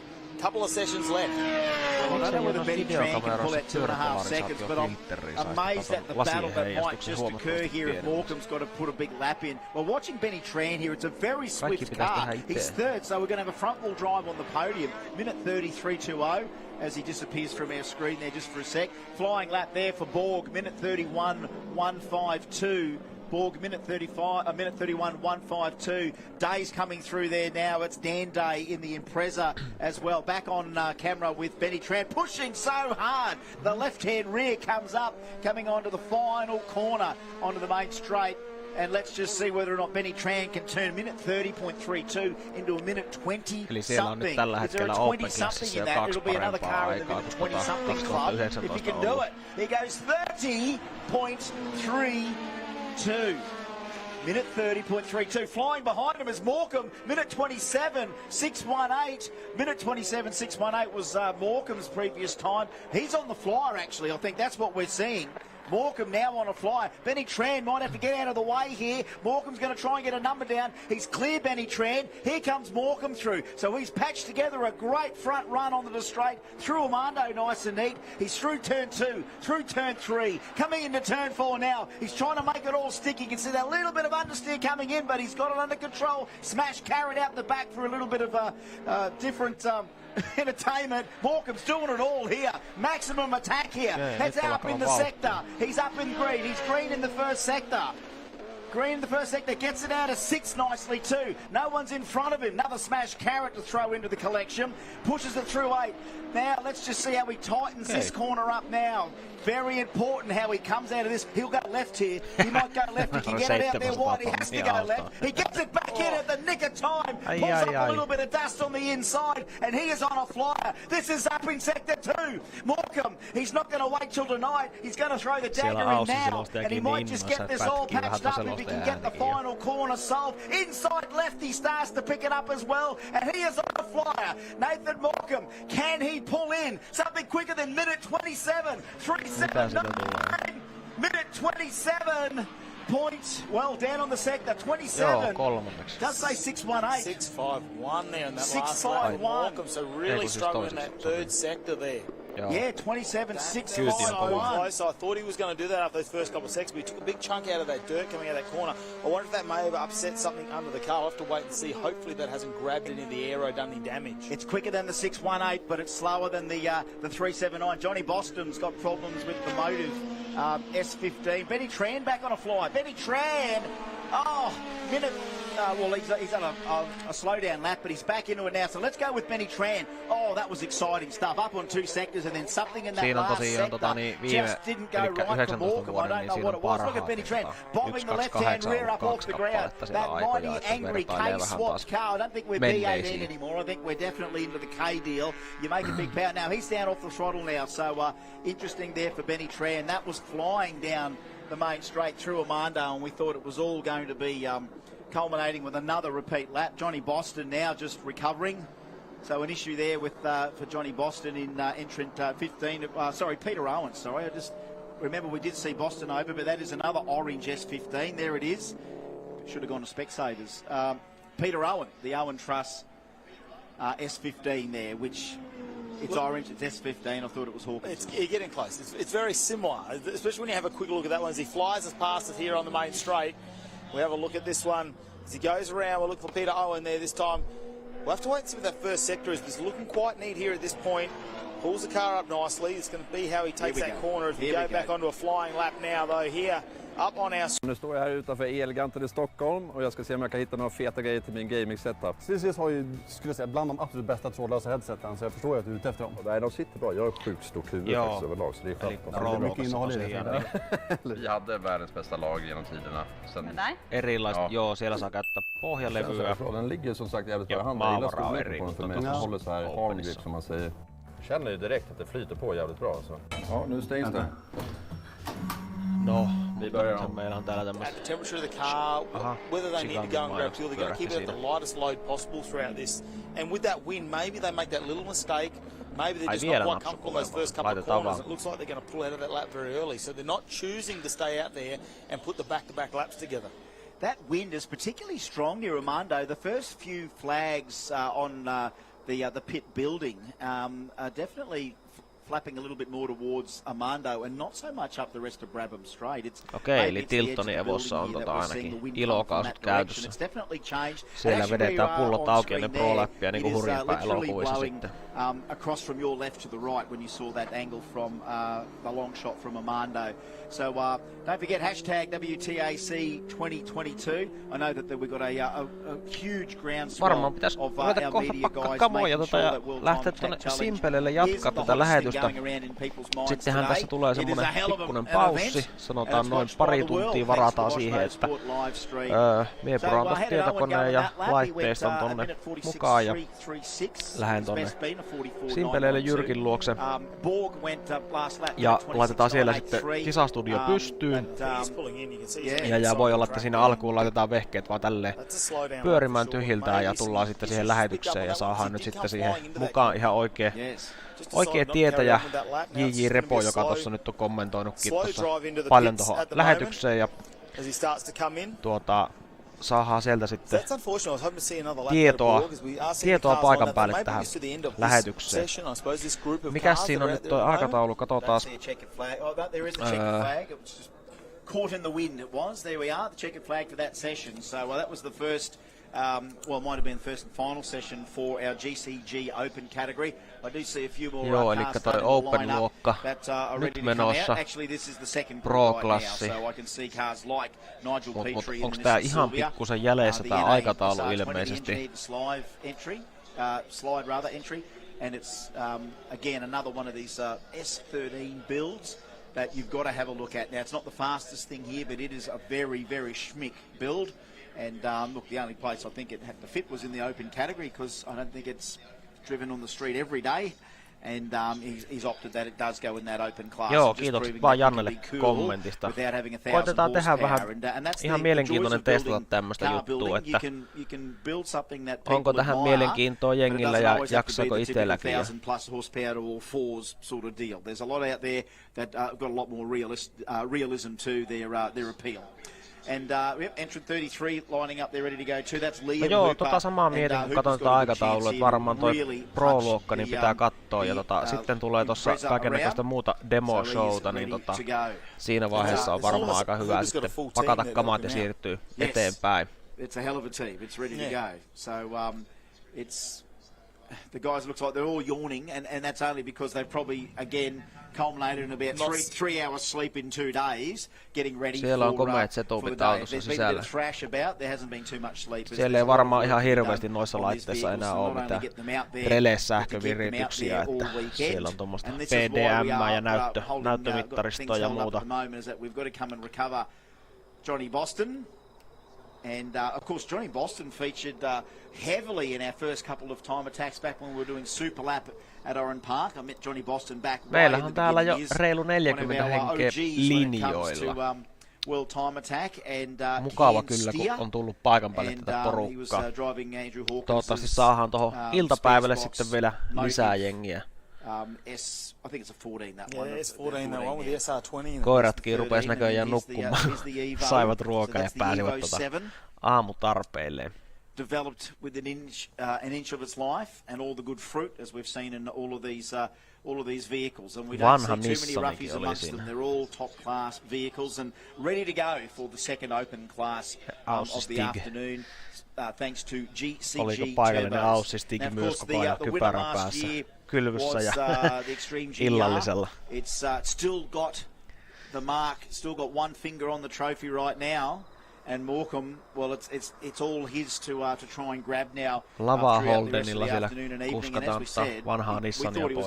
After seeing him up in those 2 sectors, you wonder, did something go wrong in that sector? Or it's like, you know what, let's just push really hard with what we've tried in the first 2 sectors. I mean, it still looked like he was giving it a maximum effort. Pistetään tonne Instaan vielä uusi juttu.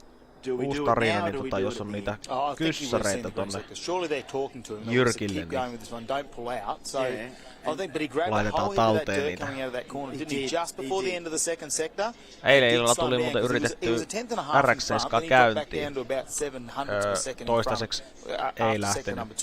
Siinä on nyt joku...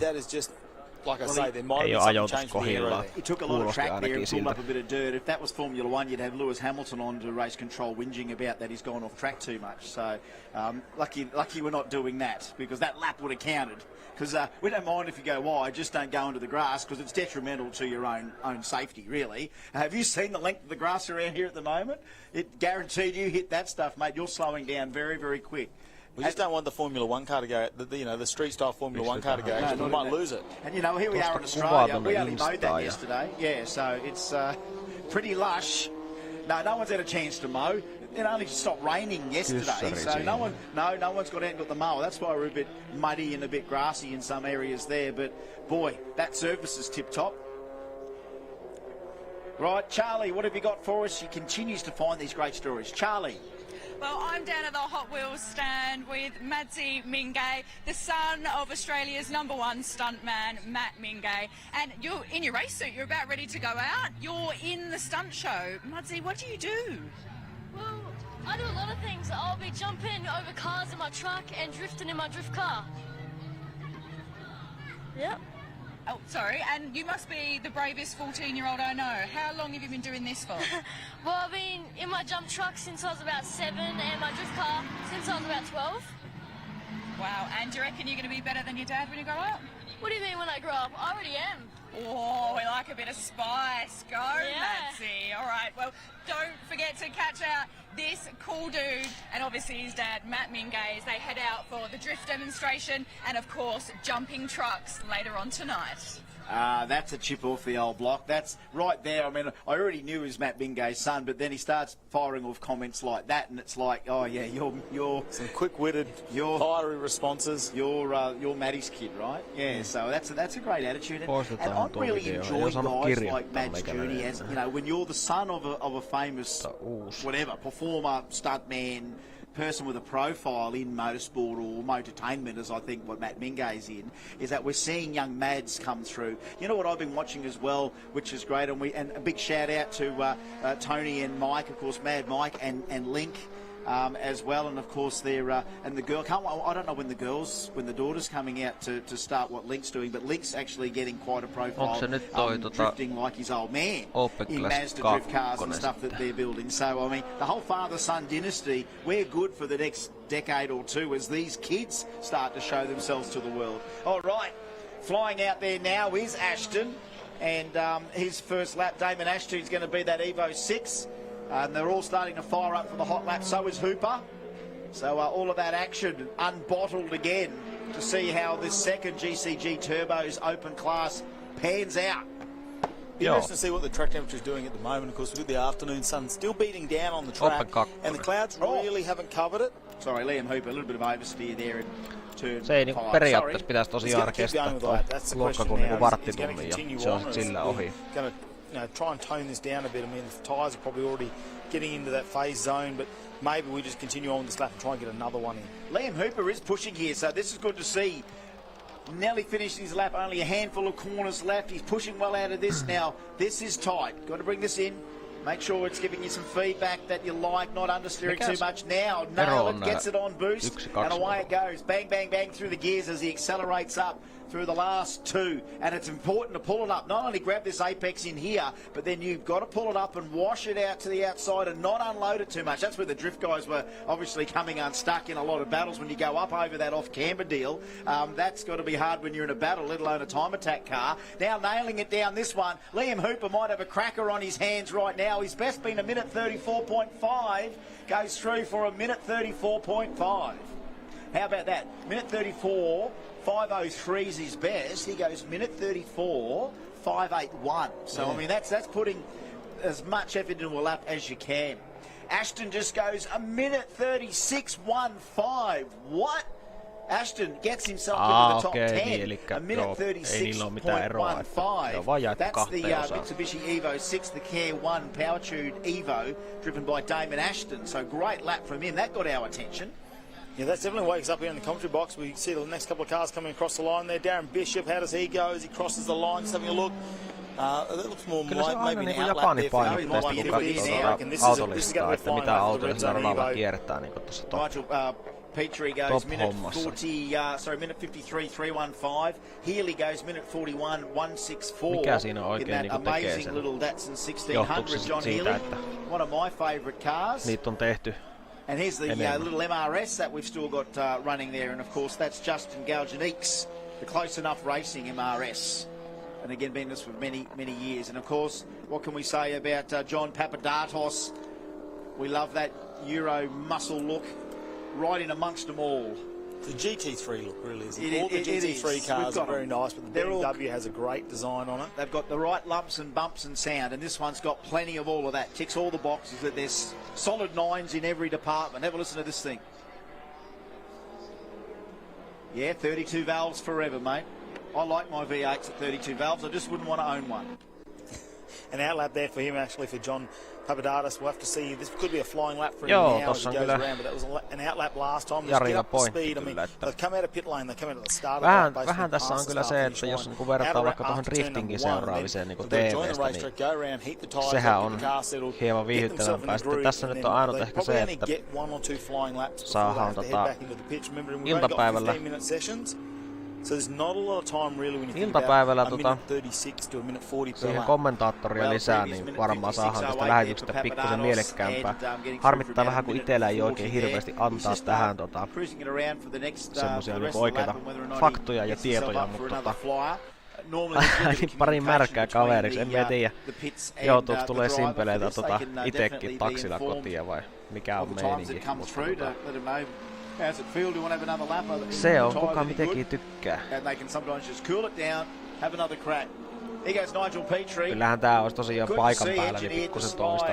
Mut se, vähän toi Time Attackin sit seuraaminenkin paikan päällä livenä, kun ei sitä näe sitä koko suoritusta siitä, että siinä missä seisoo, niin siitä näkee sit sen jonkun suorituksen vaan, pienen pätkän siitä.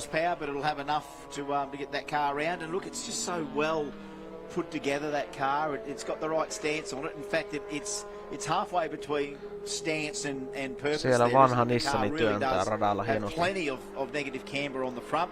Almost you would argue too much sometimes when you ever look at what other cars of the same platforms have got.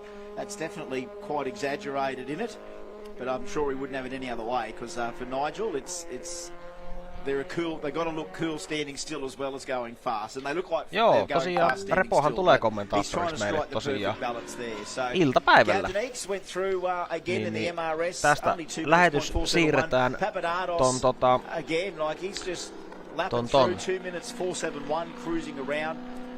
Pro-luokan jälkeen kamat pakettiin ja meikäläinen lähtee tosta Simpeleelle ja Jyrki tulee tähän tosiaan kaveriksi sitten kommentaattoriksi.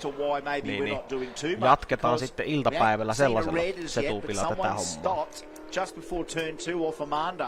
We didn't quite catch whom that might be, although what has been missing in the last 90 seconds of my memory is an MRS. Joo, Jyrkiä ei driftingi sytytä. Sille ei maha mitään. Mulle se on aina itselle ollut semmoinen, että se kyllä niinku sytyttää joka kerta. If only that drone was load rated at 2 tons, we could have just hooked that drone up to that MRS and lifted that thing straight back to the pits. But no, menikö siellä Toyota ajamaan tässä rallycrossia?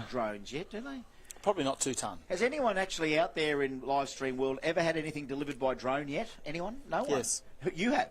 What did you have delivered by drone? Lunch. Did you? Yeah, they do it in Canberra. Oh, do they? Yeah, right. Oh, there we go. That's crazy. I've seen everything now. So we've got a little bit of a recovery issue there going on, but it's so good to have you here. Of course, the World Time Attack Challenge. We're at the end of the Open Class section, GC Turbos, but Maddie Cav. It's a big day. It's a little bit overwhelming, really. It's very overwhelming, especially coming for the first time. I mean, I've been here a couple of times coming down for the drifting just alone, but I mean, so much going on at the event, and you don't need to come to everything to enjoy it. I mean, you can just come to one section, you can come in the morning, but really the spectacle this year is the first time that we're going to do all of this at night time under lights. Like, how amazing is that going to be? The sparks as they go over and we see the bodywork bottom out over the main straight, over every little bump. The brakes are going to be glowing. We're going to see those flames coming out the exhaust. I mean, the nighttime spectacle is going to be second to none. Yeah, and again, I think performance-wise, horsepower won't be a problem. Joo, tuo on kyllä jännä, että ketä sytyttää mikäänkin, että kyllähän ne toiset keräilee vissiin postimerkkejäkin, mutta ei se niinku, ei minua kyllä kiinnosta ainakaan. It could just be a, you know, it's a thing, because we're so well lit. Nothing stops us around this place, let me tell you, including this man, Warren Luff. Yeah, guys, I'm down here with the team from Team Tilton. I've got some bad news. These guys are out. The damage from the tyre blowout coming down the front straight has compromised the front spoiler a little bit too much. If you look down here on the front spoiler, this is exactly what they're worried about. You can see where the carbon's broken over this side. Forget the body damage, forget the other, all the other damage. This is what they're worried about. They're worried about the compromising the structural integrity of the front spoiler. They don't have another one that they can fit, so they just don't feel like it's worth the risk. Even if they could maybe sort of patch something together, they're not going to be able to sort of push to the car's potential. So unfortunately, these guys are out. They're done for the day. So disappointed we've lost them, but it was great to see it out there for the few sessions that we saw earlier today. Okei, eli eivät uskalla ottaa riskiä ton splitterin kanssa. Ilmeisesti siinä on semmoinen riski, että se hajoaa tuossa vauhissa ja siihen tulee sellaista rasitukset.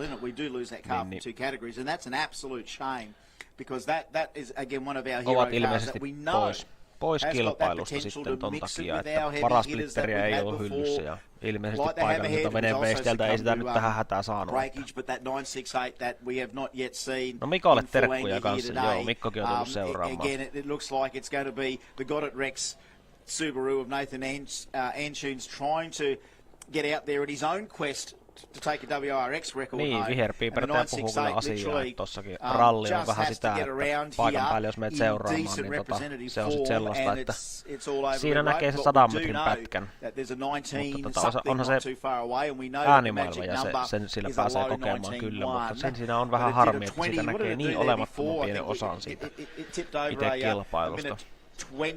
Ja pikkusen sama fiilis on tässä Time-Attackissakin kyllä, että nyt on tämä striimi niin mukava seurata kyllä. Joo, Jyrkihän tossa komppaskin just siitä, että nyt sitä downforce on sen verran siinä olemassa, niin ei sillä uskalla ajaa tommosen siivin kanssa. Nathan Morecambe did improve a little bit there with a minute 27 618. Benny Tran. Joo, siinä saattaa tulla aika äkki lähtökin itse asiassa, kun tommonen siipi siinä suoralla, tai varsinkin siinä ykkösmutkassa, niin ottaa kyytiä. Niin. Aaron Borg, of course, the Skyline minute 30.80. Robert Ewan, Dream Project S15, which we didn't see in that session. It's interesting, we saw it come out, then it's gone back in. Darren Bishop, Dan Day, Johnny Boston, Liam Hooper and Damon Ashton at the top 10. And not a bad little spread there as well. Plenty of quality and fast cars amongst them. And from what I can understand, quite a few still in the mix. Se alkaa olla näköjään kohta 50 täynnä tossa, ketä on nyt paikan päälle tullut. Siellä nyt ruvettiin sitten Toyota-hinaushommia, että siinä ei ihan hirveästi tätä MR2 alkuperäistä ulkonäköä enää oo kyllä jäljellä tossa vehkeessä. Mitäs meillä oli tässä tossa oli Sydneyn lämpötiloja, mitä oli siinä nytten meneillään. Paria kymppiä, ei mikään kuuma päivä.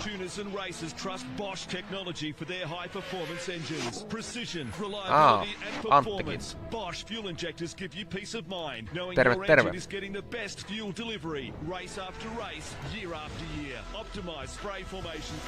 Joo, hyvää tosta äänestä. Sitä on koittanut tässä vähän hakea nytten, niin saanut sitä kondikseen, ja sitten kun otetaan Jyrki tohon iltapäivällä, niin sitten laitetaan niinku selkeästi pikkusen pienemmälle aussien selostusta, niin ei ainakaan sotkeudu siihen, että yläjätti.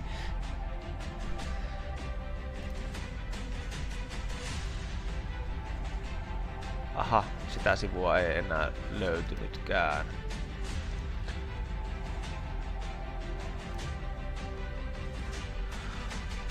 Mutta joo, nythän meillä on kohta tosiaan tossa toi Pro-luokka. Siellä on ollut aikaisemmin nyt niinkö... Elikkä ilmeisesti tämä luokka on nyt sitten kyseessä, mikä tossa olisi sitten...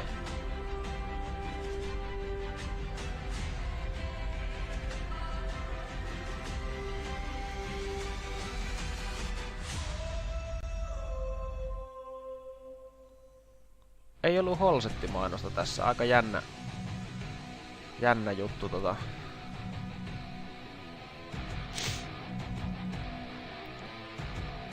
Mites Elpuerkosi, onko ollut viimeksi pelistriimi päällä milloin?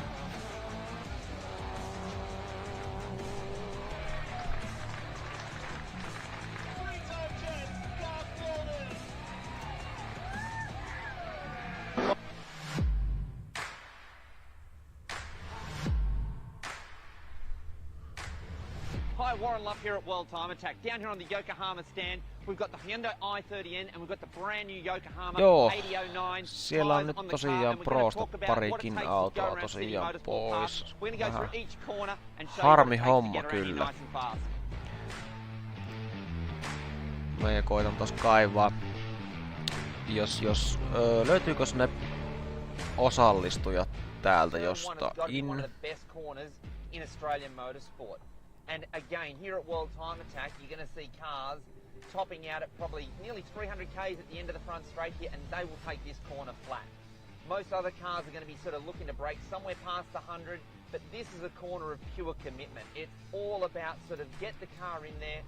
Cars with a lot of aero will love sort of the amount of grip they can generate through here, and it's all about just small increments of steering and really let the car run out nice and wide again for that short run down to turn 2, and again maximize the braking down here. Turn 2, big braking area, double apex corner, so you tend to sort of run äänet quite ok. early. Tää on hyvä säätää tässä tosiaan nyt. Vähän tämmönen harjoitus vielä tämä aamustriimi, niin saadaan suurin piirtein noin äänet ja muut setupit kuntoon, niin tää koko paketti lähtee sitten minun mukana tonne Simpeleelle tossa jonkun ajan päästä sitten, ja laitetaan siellä yksi headsetti lisää ja Jyrki Repo tulee sitten siihen kaveriksi selostaa. Täällähän tää meikäläisen kilpa-autokin täällä sivussa. Tähän tulee sitten näyttö kiinni ja nostan sen tästä telineestä seinästä tonne ja siinä tulee ajettu itse. On kyllä omasta mielestäni ihan järkyttävää hidas kuski. Tai sit se johtuu siitä, että tulee välillä ajettua sellaisten kanssa, mitkä on todella nopeita, mutta hauskaa puuhaa, pitäisi ajaa ehkä enemmän, olisi mukava mutta jotenkin tuntuu nykyisin, että siis aikaa on käytettävissä, mutta ei oo ei vaan saa ajoiksi.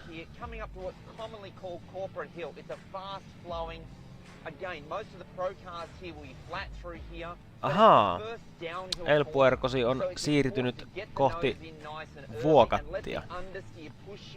Joo, ei muuta kuin turvallista matkaa, vaan ilmeisesti aika hyvä ajokeli näyttää tommoselta kivaa aurinkoiselta. Timakille terkkuja myös. Tostahan myös saadaan Pro, eli nyt jos meillä on täältä niin Tilton ja Hammerhead pois pelistä, niin meillähän ei oo täällä kuin 2 niin kuin Pro-luokan kilpailijaa. Ja tosta voidaan nyt sitten kattoo. Ei kun se otin jo se sivun pois, mutta tossa, että mitä ne oli ollut noin edelliset ajat noilla. Elikkä täältä tämä ja tämä on mukana vielä ja tosta on noin 2 nyt sitten pois pelistä. Getting somewhere close to 300 kilometers an hour, which is a lot faster than we see from, say, V8 supercars. So that's a lap of Sydney Motorsport Park, thanks to obviously Yokohama and our friends at Hyundai. Niin, tosiaan nyt ei oo ihan hirveästi epäselvää siitä, että kuka sen nyt sitten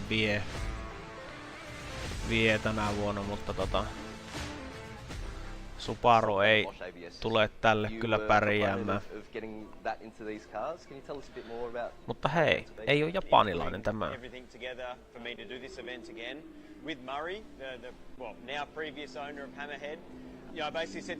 Joo, tuo on ihan mielenkiintoinen. Mielenkiintoinen nähdä, että minkälaista aikaa siltä pyyhkästään tänään.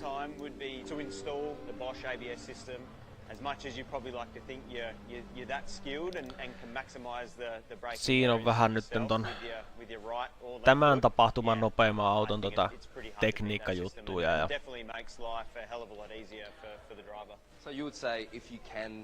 siellä on varmaan joku tovi käytetty aikaa. Jyrkiltä voi udella tästä sitten vähän lisää tarinaa tästä vehkeestä. Tossa on vanhoja setuppeja sille.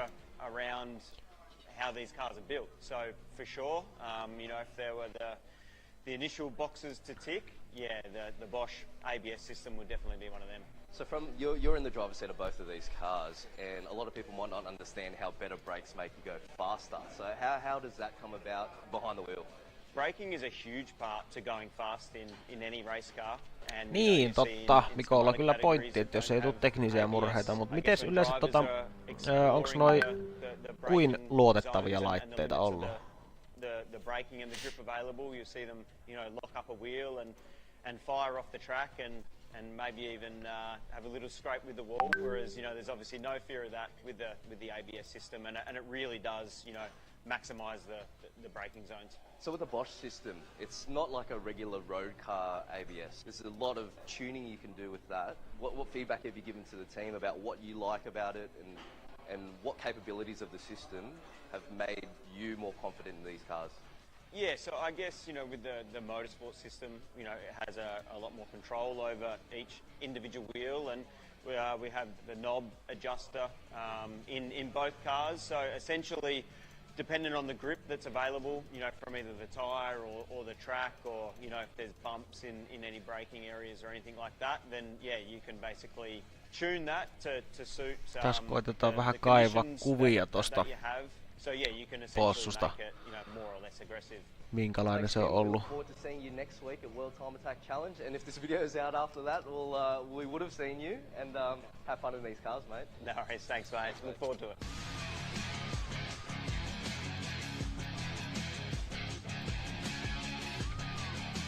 Onko se siinä?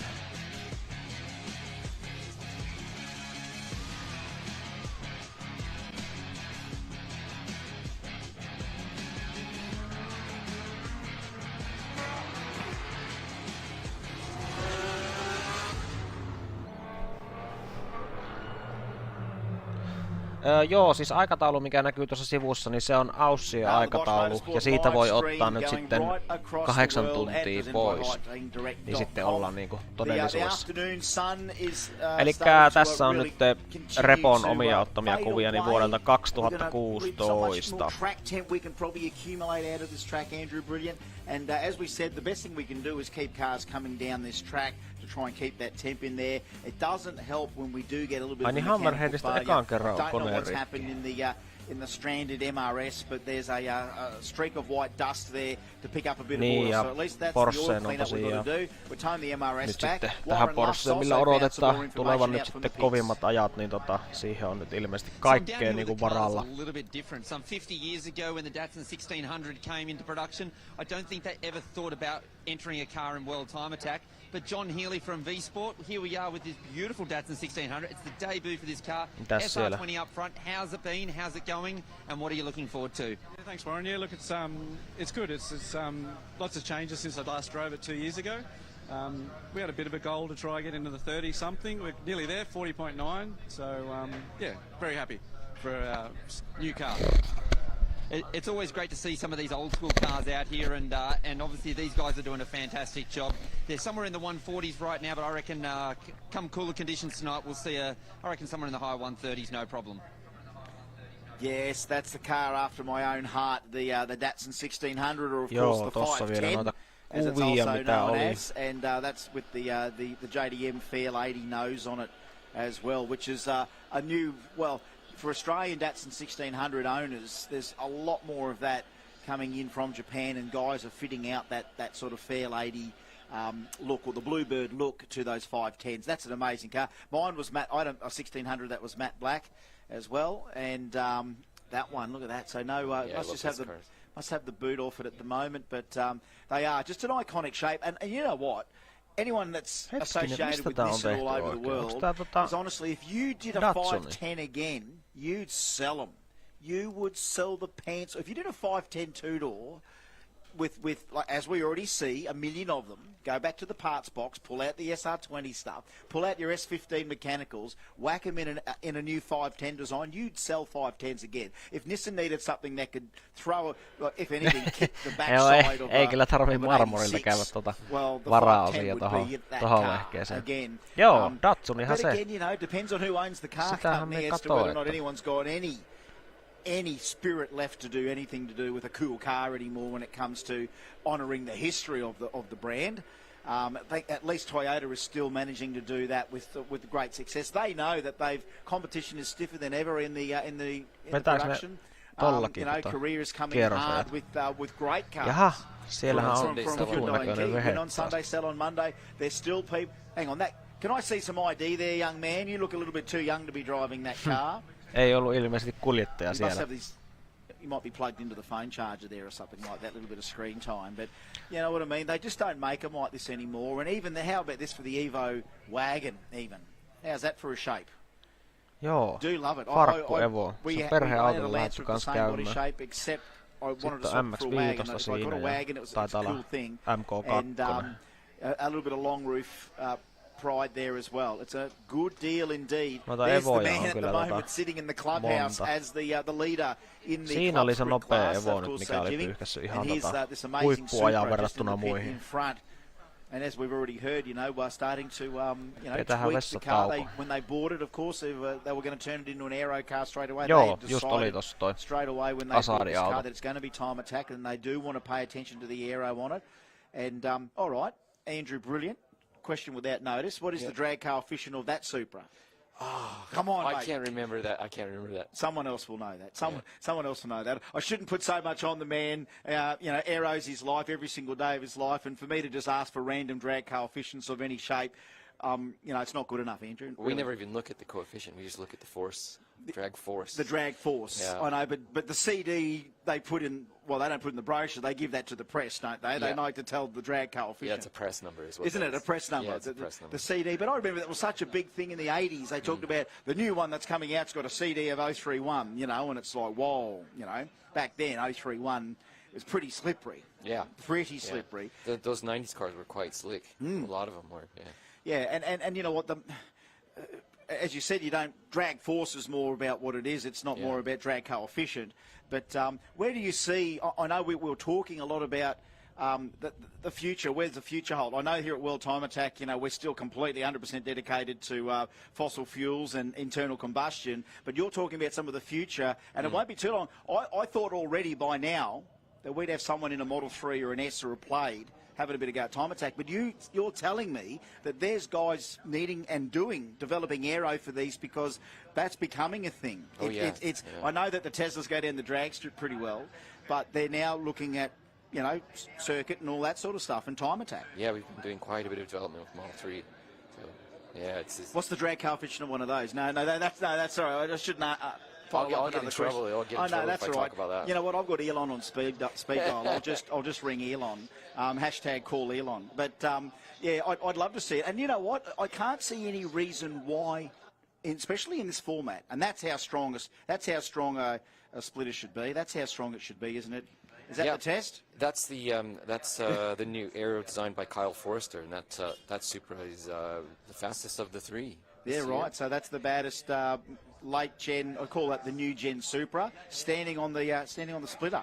Yeah, the Sydney composite splitter. That Kyle, he just came from Mercedes F1, moved back home to Sydney. Right. Yeah. And developed the aero for that. Yeah. This will be his first World Time Attack car, so it'll be interesting to see what he comes up with and how he does. Well, you know what? If it does work, this is another market that just gets born out of racing. It's like, well, we've got a GR Supra in Australia with this amazing front spoiler, this amazing front splitter, and it's an aero kit. And because of the design of the more modern cars, you can make that as a complete bar, essentially, can't you? So get rid of the headlights and that you can sell that as a complete thing if you want to remanufacture it. If you want to sell your intellectual property, your creation, commercially. Yeah, I think these guys will want to keep their competitive advantage. Yeah. So that's an incredible story that we can't wait to see how that all pans out. So there's Armando Corner, the fastest corner in Time Attack. And as we've heard, speed's approaching that nearly 300 odd k an hour. With days like this, I think you're erring on the side of caution. And especially since we saw 968 through that corner this morning, delaminate a right rear. It's one hell of a corner where you can also chop a few tenths off if you're game.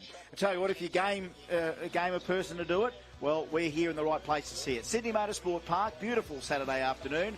A break and back with more soon.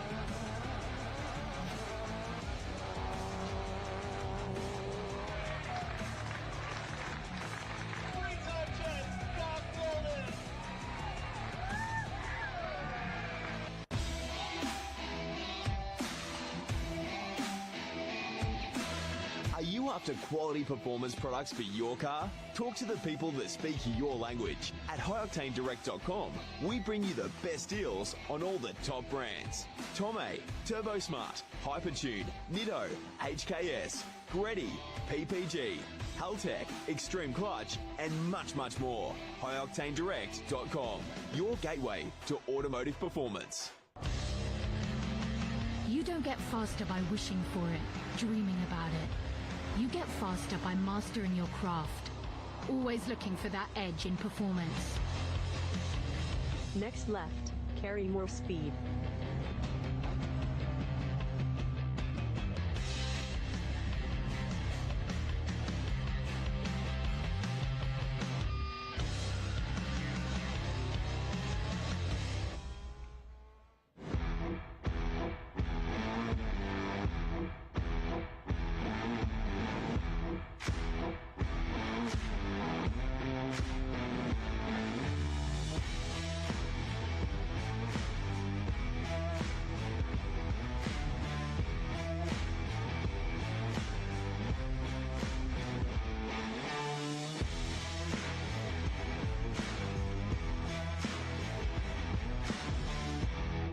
I'm Fraser Ross, driver number 59, McLaren 720S GT3, and my McLaren features the latest Motorsport ABS system from Bosch.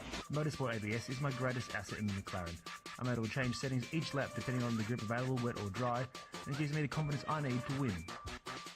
Motorsport ABS can improve even the best professional race drivers' braking performance because it has the individual control over each wheel. When quality and performance matter, I can rely on Bosch Motorsport.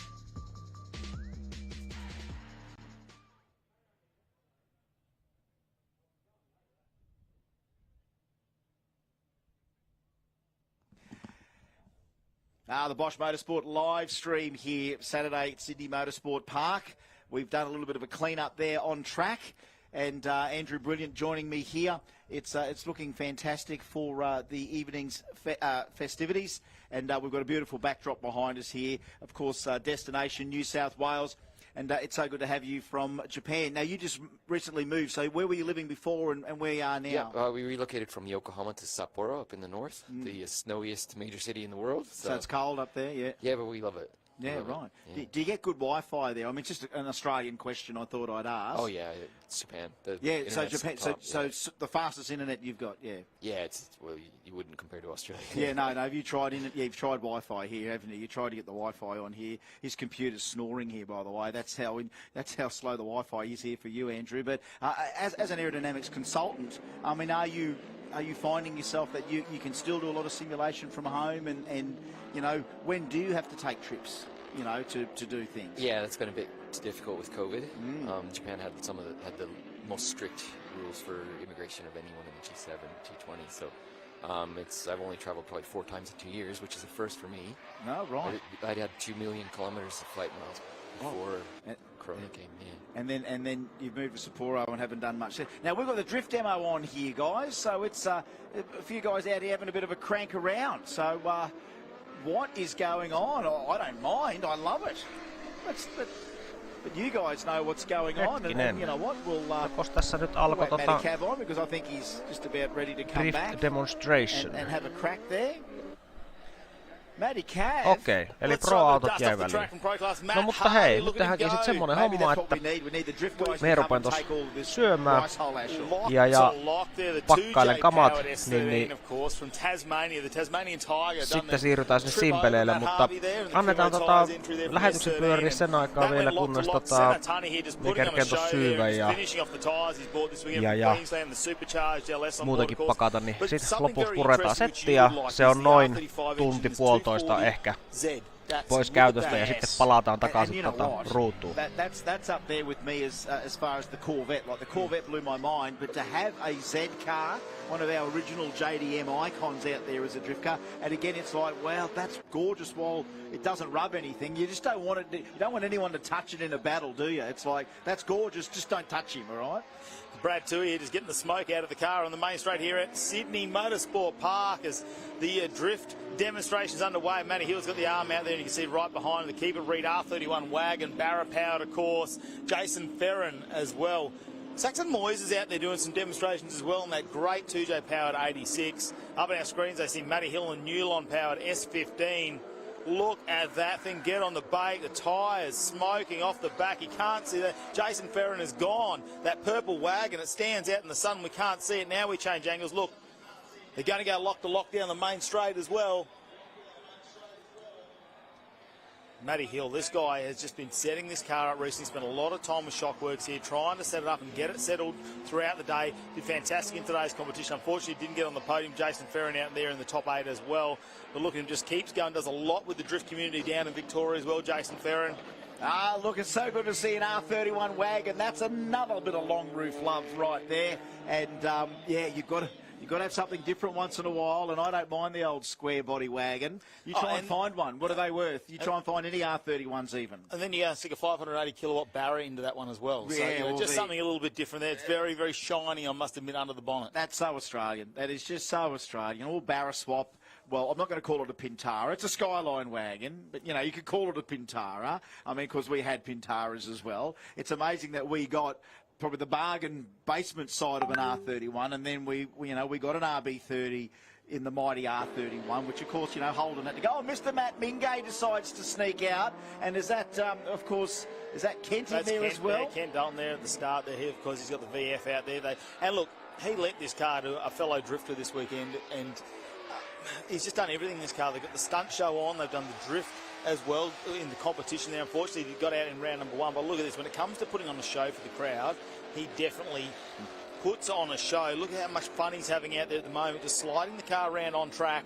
Very different though. He's got the street tyres back on, and it just slides the car around so much better.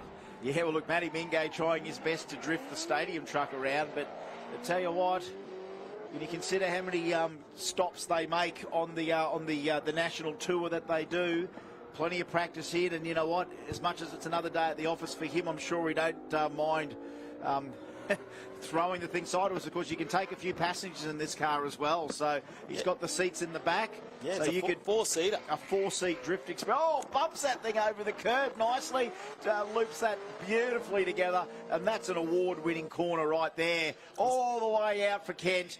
Gorgeous, all the way. Better pop there on the overrun. Did he give that a little bit of a lift? Oh, look, mate, he's just listening to the judges still. They're not even judging this one, but he's listening to them. Get the car right over on the concrete for this one. Hang on, Mingay's gone somewhere up the other end there. Mingay didn't quite make that last turn. I don't know whether he overcooked it or he had some other intentions on his mind. No, he's tried the drifting because he's sideways in the background here.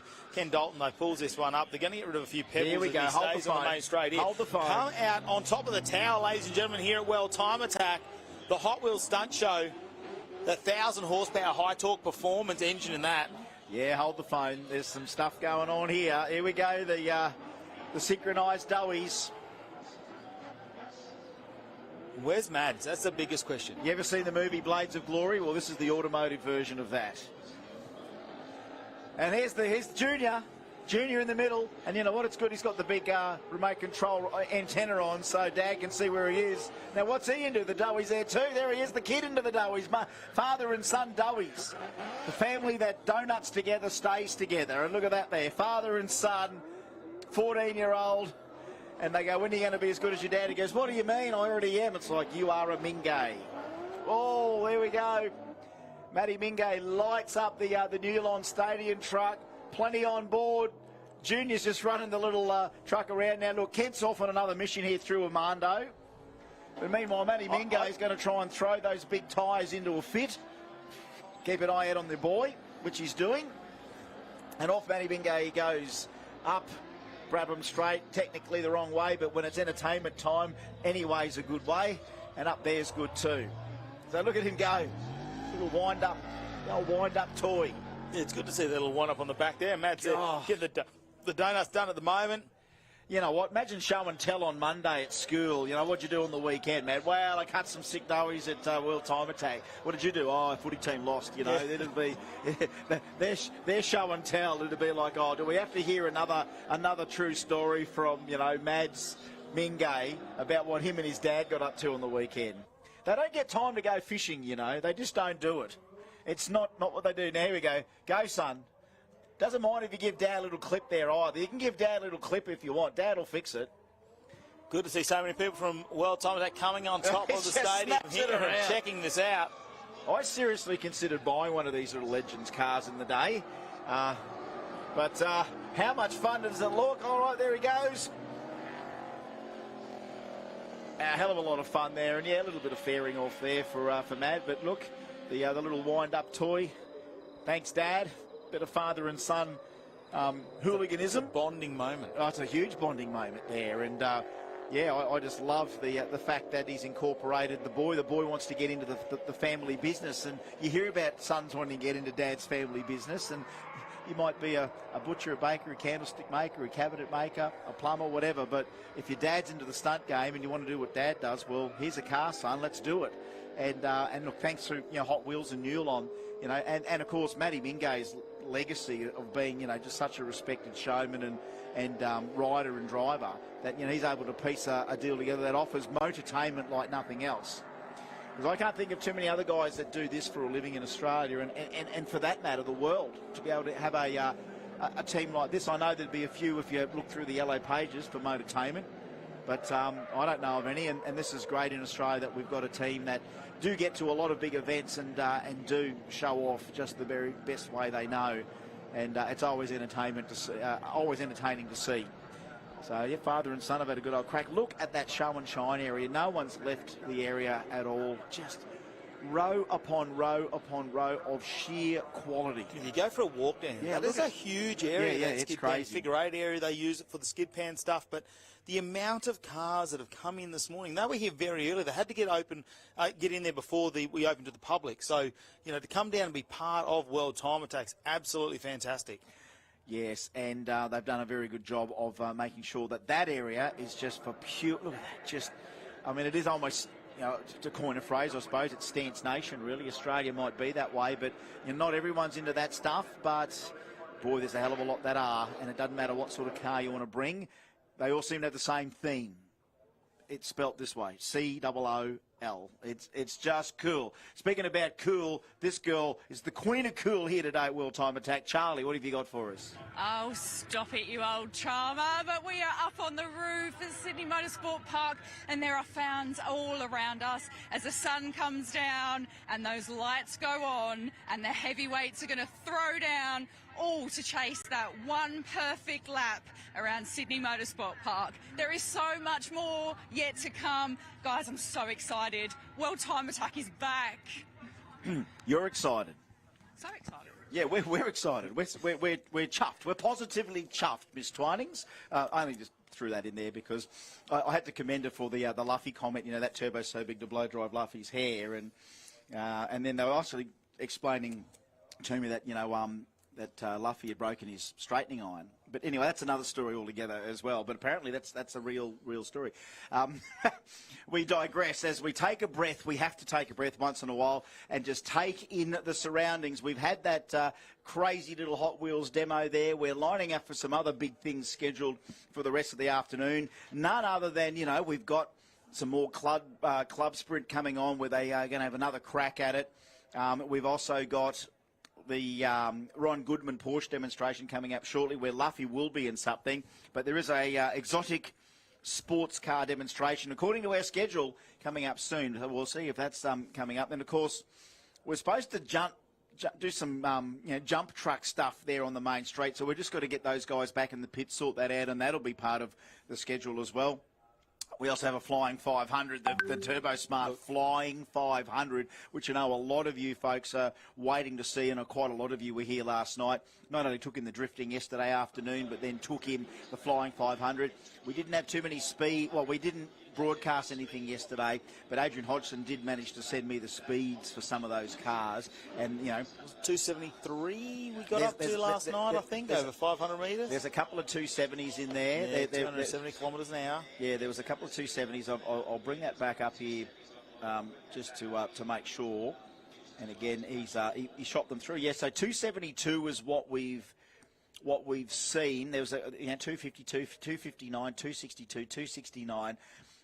Some of the baddest, predominantly GTR Skylines in there, mind you. But it also, not only does it show just how much horsepower we've got and how much speed you can get from 0 to 500 metres, but just the pure sound as it goes up the straight here was an absolute treat. It is almost like last night was a celebration of everything internal combustion when you hear these things sing at full tilt. Who doesn't get a kick out of that? And even last night, not having to work last night, just sitting there in the grandstand like a professional spectator, I enjoyed it immensely. All right, well, you know what it is. It's Bat Romano. All rise to your feet, please, and bow. Because, again, if you're too young to remember who Bat Romano was, well, welcome to a history lesson. Bat Romano in this amazing Kadiccia. Now, look, there's a story about this Kadiccia which is in here, of course. In its day, the 80s. That's right. So if you're in your late teens or early 20s, yeah, look, this thing was around before you were a twinkle in your parents' eyes. This is the Kadicha K582, the Romano WE84 as they call it, affectionately known as the Batmobile, because Bat Romano, one hell of a driver, definitely something sweet to behold. And here it is. It was one of the first closed-top sports cars built to Group A specifications seen in Australia. So in the 80s, this was cutting edge.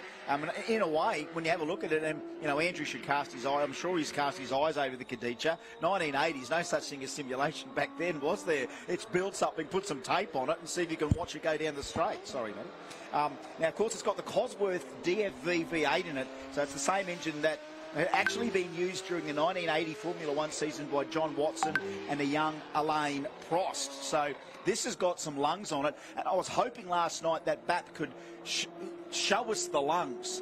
Let us hear this car. But that fuel, that foam in the fuel tank, I think, caught them out last night. But there he is inside it. Let's have a listen. Like, I don't want to talk too much during this stuff, Matty Cav. It needs to talk for itself. And I know that McLaren will be around there somewhere with Harry driving. And again, I don't think we'll talk for a few laps. We want to get the mics up on all our cameras if we've got them and just let these things sing. Let's let them sing, because this is a celebration to the world of some more automotive history. And this car, have a look at it.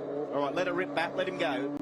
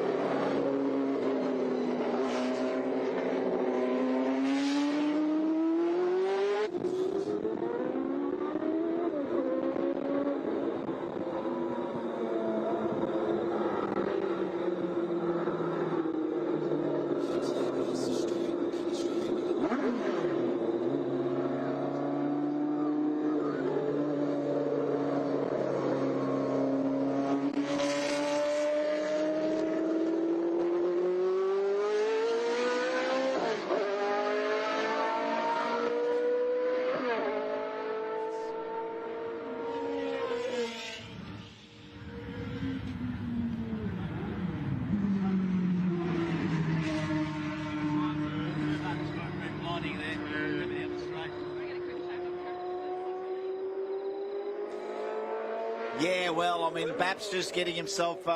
he didn't have the session last night that he wished he'd had, and then this is his first sort of tilt at it today. And we do have him again one more time, I think, this evening. So we're going to have a little bit more of BAP Romano later on, the Batmobile. And yeah, I remember this thing from the 1980s. I used to tune into Channel 2 on a, or at that stage, Channel 7. We went to commercial television and, you know, around to the Australian Touring Car Championships, but you'd see everything on the card from Amaroo Park. And that was one of the things we'd see, the Batmobile. Now, you've got an interview down there, Charlie. Where are you? Well, I've actually found Bruce from the Kadicha team. You've worked so hard on this car for so many years, and I saw you breathe a sigh of relief as it came down Brabham Straight. What does this mean to the team, this amazing part of Australian motorsport? Oh, a fair bit, really. I worked on the car back in '84 and won the championship, so just come back for this weekend. It's been really good, yeah. It's wonderful, and we spoke to Beth earlier. Yeah, breathe a sigh of relief, maybe go grab a cup of tea or maybe something a bit stronger, but congratulations. Yes, a fantastic vehicle, steeped in automotive history. Now, Ai että nää on kyllä komeita I nää. was 14 or 15 years old when I saw this thing. And again, he used to start from the back of the pack. And, you know, it was pretty much time where this car was... Kerkesi syyvät tossa, niin laitetaan kamat pakettiin ja siirretään lähetys Simpeleen toimipisteelle. Ja tosiaan Jyrki Repo on siellä sitten mukana, laitetaan striimi sinne käyntiin ja jatketaan kisan seuraamista. Iltapäivällä onkin sitten ihan mielenkiintoista ohjelmaa tossa, mutta pistetään tää homma pakettiin ja palataan noin parin tunnin sisällä takaisin. Kiitokset hei kaikille, ketkä tuli paikalle. Is on display and scheduled to come out for another crack a little bit later on. So there it is, exotic. You want exotic?